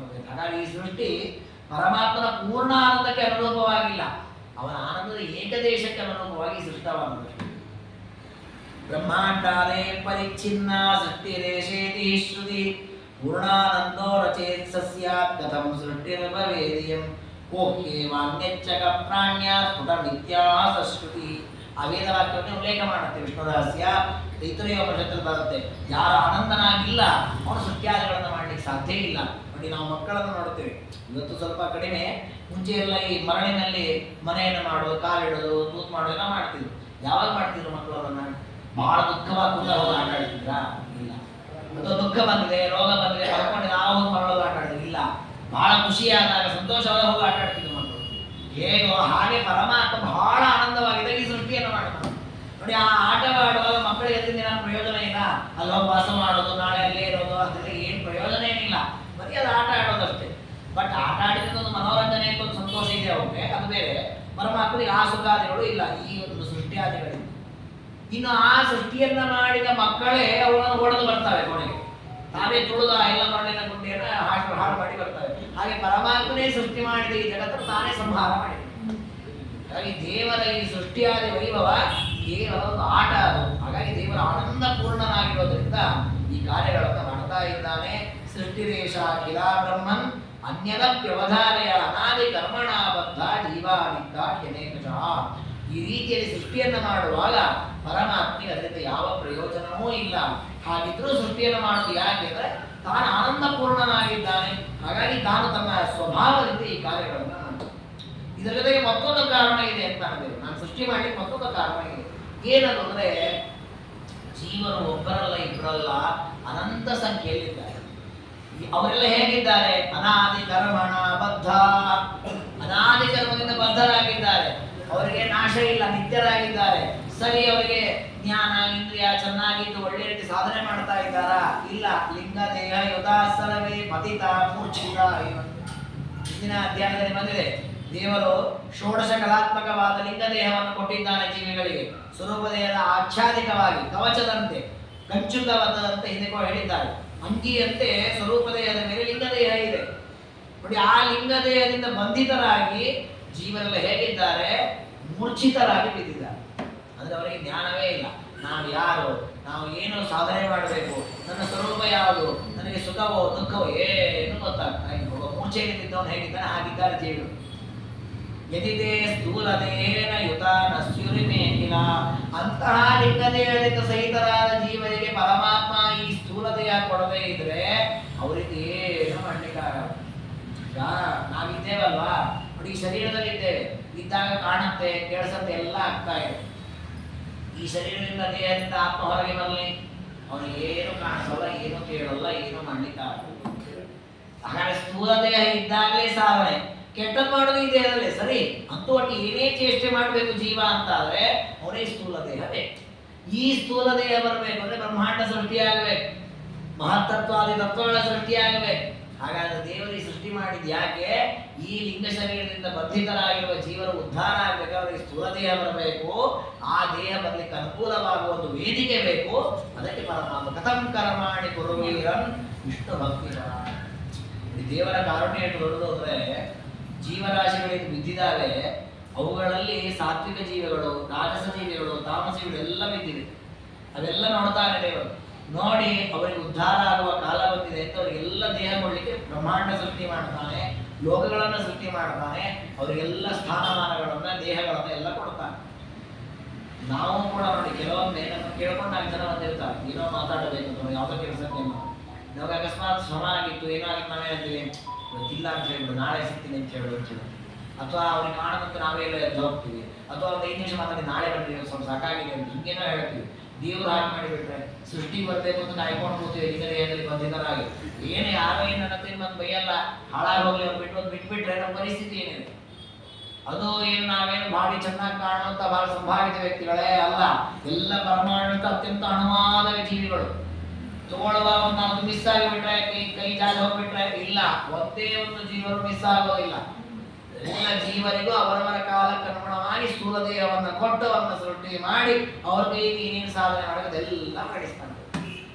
ನೋಡಿ, ನಮ್ಮಲ್ಲಿ ಒಂದು ಕಂಪನಿಯಲ್ಲಿ ಒಂದು ಕೆಲಸ ಆಗಬೇಕು ಅಂದ್ರೆ ನಾವೇ ಹುಡುಕ್ಬೇಕು ಆ ಕಂಪನಿಯಲ್ಲಿ ಸೀಟಿದ ಅಂತ. ಹುಡುಗಿದ ಮೇಲೆ ಫಾರ್ಮ್ ನಾವೇ ಡೌನ್ಲೋಡ್ ಮಾಡ್ಕೊಂಡು ನಾವೇ ಫಾರ್ಮ್ ಫಿಲ್ಅಪ್ ಮಾಡಿ ನಾವೇ ತಗೊಂಡೋಗಿ ಕೊಟ್ಟು ನಾವೇ ಇಂಟರ್ವ್ಯೂ ಅಟೆಂಡ್ ಮಾಡಿ ನಾವೇ ಅವ್ರು ಬೈದಿದ್ದು ಹೊಳಿದ್ದೆಲ್ಲ ಮಾಡಿಸ್ಕೊಂಡು ಕಡೆಗೆ ಅವ್ರು ಆಗಲಿ ಬಾರಪ್ಪ ನಾಳಿನ ಕೆಲಸಕ್ಕೆ ಅಂತ ಹೇಳಿಬಿಟ್ರೆ ಇಷ್ಟುತ್ತ ಹೇಳ್ತೇವೆ ಅವರು ಎಷ್ಟು ಉಪಕಾರ ಮಾಡಿದ್ರು, ಅವರಿಂದ ನಮಗೆ ಈ ಸ್ಥಾನಮಾನ ಸಿಕ್ತು. ಹೊಸ ಇಲ್ಲಿ ಈ ದೇಹ ಕೊಟ್ಟದ್ದು, ದೇಹವನ್ನು ಮುಂಚೆ ದೇಹ ಬಂದ ಮೇಲೆ ಪ್ರತಿಯೊಂದು ಕ್ಷಣ ಪ್ರತಿಯೊಂದು ವ್ಯಾಪಾರ ನಮ್ಮಿಂದ ಮಾಡಿಸೋದು ಪರಮಾತ್ಮ. ನಾವೇನು ಮಾಡ್ತಾರೆ ನೋಡಿ, ಈ ದೇಹ ಬರಲಿ ಎಲ್ಲಿ ಇಂಟರ್ವ್ಯೂ ಕೊಟ್ಟಿದ್ವಿ, ಈ ದೇಹ ಬರಲಿ ಎಷ್ಟು ಪ್ರಯತ್ನ ಮಾಡಿದ್ದೀವಿ, ಏನು ಮಾಡಿಲ್ಲ ನಾವು. ಆದಷ್ಟು ಒಳ್ಳೆ ದೇಹ ಕೊಟ್ಟ ಕಣ್ಣು ನೋಡ್ತೀವಿ, ಏನು ದುರಂತ ಏನಂದಿಷ್ಟು ಎಲ್ಲ ದೇವರು ಒಳ್ಳೇದು ಕೊಟ್ಟು ಕೊಡದೇ ಇರೋದು ಚಿಂತನೆ ಮಾಡ್ತೀವಿ ನಾವು. ಅದು ಕೊಟ್ಟಿಲ್ಲಲ್ಲ ಇದು ಕೊಟ್ಟಿಲ್ಲಲ್ಲ ಅಂತ ಚಿಂತನೆ ಮಾಡ್ತೀವಿ, ಇದು ನಮ್ಮ ದುರಂತ. ಹಾಗಾಗಿ ಇದೆಲ್ಲ ಕೊಟ್ಟದ್ದು ದೇವರು. ಅಪೂರ್ಣ ಭಕ್ತಯಸ್ತೇವ ಕಥಂಕೋಕ್ಷಮವಾಪ್ನೇನು. ಬ್ರಹ್ಮದೇವರೇ ಚೆನ್ನಾಗಿ ಕೇಳಿದ್ರಿ, ಯಾಕಪ್ಪ ಸೃಷ್ಟಿ ಮಾಡ್ತಾ ಇದೆಯಾ ನೀನು ಅಂತ ನನಗೆ ಕೇಳಿದಿ. ನಾನು ಸೃಷ್ಟಿ ಮಾಡೋದು ನಿಲ್ಲಿಸ್ತೇನೆ, ಮೋಕ್ಷಕ್ಕೆ ಹೋಗಿ ನೋಡ್ತೀನಿ. ಹೇಗೆ ಹೋಗ್ತಾರೆ ಮೋಕ್ಷಕ್ಕೆ? ಯಾಕಂದ್ರೆ ಸ್ಥೂಲ ಶರೀರ ಬರಲ್ಲ, ಸ್ಥೂಲ ಶರೀರ ಬಂದ ಮೇಲೆ ಶ್ರವಣಾದಿಗಳನ್ನು ಮಾಡ್ಲಿಕ್ಕೆ ಆಗಲ್ಲ, ಶ್ರವಣಾದಿಗಳನ್ನು ಮಾಡಿದ್ರೆ ಮೋಕ್ಷ ಇಲ್ಲ. ಹೇಗೆ ಮೋಕ್ಷ ಕೊಡಿಸ್ತಾರೆ? ಯಾರೇ ಸಜ್ಜನಿಗೆ ಮೋಕ್ಷ ಆಗಬೇಕು ಅಂತ ಅಲ್ಲ, ನಾನು ಸೃಷ್ಟಿಯನ್ನು ಮಾಡಬೇಕು, ಸೃಷ್ಟಿ ಮಾಡಿದ್ರೆ ಮೋಕ್ಷ ಆಗೋದಿಲ್ಲ. ಹೀಗಾಗಿ ನನ್ನ ಸೃಷ್ಟಿ ಏನಿದೆ ಇತಿ ತೇಷಾಂತ ಕಾರುಣ್ಯ ದಯಾಲು ಭಗವಾನಿದಂ ಸೃಷ್ಟ್ಯಾದಿ ಕೊರತೆ ಸರ್ವಂ ಅನ್ಯಥ. ನಾವು ಅಂತೀವಲ್ಲ ಪರಮಾತ್ಮ ಭಾರಿ ಕರುಣಾ ಸಮುದ್ರ ಇದೆ ನೋಡಿ, ಕರುಣಾ ಸಮುದ್ರ ಅಂತ ಹೇಳಿ ಎಷ್ಟು ದೊಡ್ಡ ಕಾರುಣ್ಯ. ಒಬ್ಬರ ಮೇಲೋ ಇಬ್ಬರ ಮೇಲೋ ಕೋಟಿ ಕೋಟಿ ಅನಂತ ಸಂಖ್ಯೆಯಲ್ಲಿ ಜೀವಿಗಳಿದ್ದಾರೆ. ಆ ಎಲ್ಲ ಜೀವಿಗಳ ಮೇಲೆ ಏನು ದೇವರಿಗೆ ಒಂದು ಕರುಣಾಪೂರ್ಣವಾದ ದೃಷ್ಟಿ ಇದೆ. ಆ ದೃಷ್ಟಿಯ ಫಲವೇ ಈ ಜಗತ್ತಿನ ಸೃಷ್ಟಿ. ಅದಕ್ಕೆ ದಾಸ ಹೇಳಿದ್ರು, ಸೃಷ್ಟಿ ಇಲ್ಲದೆ ಒತ್ತಟ್ಟಿಗಿದ್ದವರನ್ನು ಸೃಷ್ಟಿಸಿ ಜೀವರ ಪೊರೆವೆಯೋ ಶ್ರೀನಿವಾಸ ದಯಾನಿದೆ. ಸೃಷ್ಟಿ ಇರದೆ ಬಿದ್ದಿದ್ವಿ ನಾವೆಲ್ಲೋ ಒಂದು ಕಡೆಯಲ್ಲಿ. ನಮಗೆ ಈ ದೇಹ ಇಲ್ಲದೆ ಇದ್ದಿದ್ರೆ ಏನು ಮಾಡ್ಲಿಕ್ಕೆ ಆಗ್ತಾ ಇಲ್ಲ. ಹೊಸದಾಗಿ ಈ ದೇಹ ಬಂದ್ರೆ ಪ್ರತಿ ಕ್ಷಣ ನಾವು ಸಾಧನೆ ಮಾಡಿಲ್ಲ, ಬೇಕಾದ ತಪ್ಪು ಮಾಡಿದ್ದೇವೆ, ಇಲ್ಲ ಅಂತಲ್ಲ, ಬೇಕಾದ ಧರ್ಮ ಮಾಡಿದ್ದೇವೆ. ಎಷ್ಟೋ ದಿನ ದೇವರ ಮಹಿಮೆ ತಿಳಿದೆ, ದೇವರ ಬಗ್ಗೆ ತಿಳಿದೆ, ಅನಾಚಾರಗಳಾಗಿ ಬದುಕಿದ್ದೇವೆ, ಇಲ್ಲ ಅಂತಲ್ಲ. ಆದ್ರೂ ತಿಳಿದ ಮೇಲೆ ಒಂದು 4 ದಿನ ನಾವು ಸಾಧನೆ ಮಾಡ್ತಾ ಇದ್ದೇವಲ್ಲ. ಈ ಅವಕಾಶ ಸಿಕ್ಕದ್ದು ಹೇಗೆ? ದೇವರ ಸೃಷ್ಟಿ ತಂದದ್ದಕ್ಕಲ್ಲ, ತರದೇ ಏನು ಮಾಡ್ಲಿಕ್ಕೆ ಆಗ್ತದೆ. ಹಾಗಾಗಿ ಇದು ದೇವರ ದೊಡ್ಡ ಕಾರುಣ್ಯ. ಹಾಗಾಗಿ ದೇವರಂತಾನೆ ದಯಾಲು ಕಾರುಣ್ಯ ಸೃಷ್ಟಿಯಾದಿ ಕೊಡು. ಹಾಗಾಗಿ ಅಂತ ದೇವರ ಕಾರುಣ್ಯವನ್ನು ನೆನಪಿಸಿಕೊಳ್ಳಬೇಕು. ಸುಜತ್ಯವತಿ ಅಂತ್ಯೇವ ಭಕ್ತಾನ ಭಕ್ತಿ ವೃದ್ಧಿ. ಹೀಗೆ ಪರಮಾತ್ಮ ತನ್ನಗೋಸ್ಕರ, ತನ್ನ ಯಾವುದೋ ಲಾಭಕ್ಕೋಸ್ಕರ ಸೃಷ್ಟಿಯಾದಿಗಳನ್ನು ಮಾಡುವುದಲ್ಲ, ಜೀವನ ಉದ್ಧಾರಕ್ಕೋಸ್ಕರ ಸೃಷ್ಟಿ ಸ್ಥಿತಿ ಸಂಹಾರಾದಿಗಳನ್ನು ಮಾಡ್ತಾನೆ ಅಂತ ಆ ದೇವರ ಈ ಎಲ್ಲ ಕಾರ್ಯಗಳು ಭಕ್ತರ ಉದ್ಧಾರಕ್ಕಾಗಿ ಅಂತದನ್ನು ಹೇಳಿ ಮುಂದೆ ಆ ಪರಮಾತ್ಮ ಜೀವನ ಸೃಷ್ಟಿಯನ್ನು ಹೇಗೆ ಮಾಡ್ತಾನೆ ಸ್ವಲ್ಪ ಹೇಳಿ ಅದಾದ್ಮೇಲೆ ದೇವರಿಗೆ ಪ್ರಿಯವಾಗುವ ದೀಕ್ಷಾ ವಿಧಿಯನ್ನು ಮುಂದೆ ಹೇಳುತ್ತಾರೆ. ಅದನ್ನು ಮತ್ತೆ ನಾಳೆ ಮಾಡಿದ ದಿನಗಳಲ್ಲಿ ತಿಳಿದುಕೊಳ್ಳೋಣ ಅಂತ ಹೇಳಿದ್ರೆ ಈ ಚಿಂತನೆಯನ್ನು ಗುರುಗಳ ಅಂತರ್ಯಾಯ ಮಧ್ಯವದಿ ಗೋಪಾಲಕೃಷ್ಣರ ಪಾದಾರವಿಂದಗಳಲ್ಲಿ ಸಮರ್ಪಣೆ ಮಾಡೋಣ. ಕೃಷ್ಣನೇ ಪರಮಸ್ತು. ಶ್ರೀಕೃಷ್ಣಾರ್ಪಣಮಸ್ತು.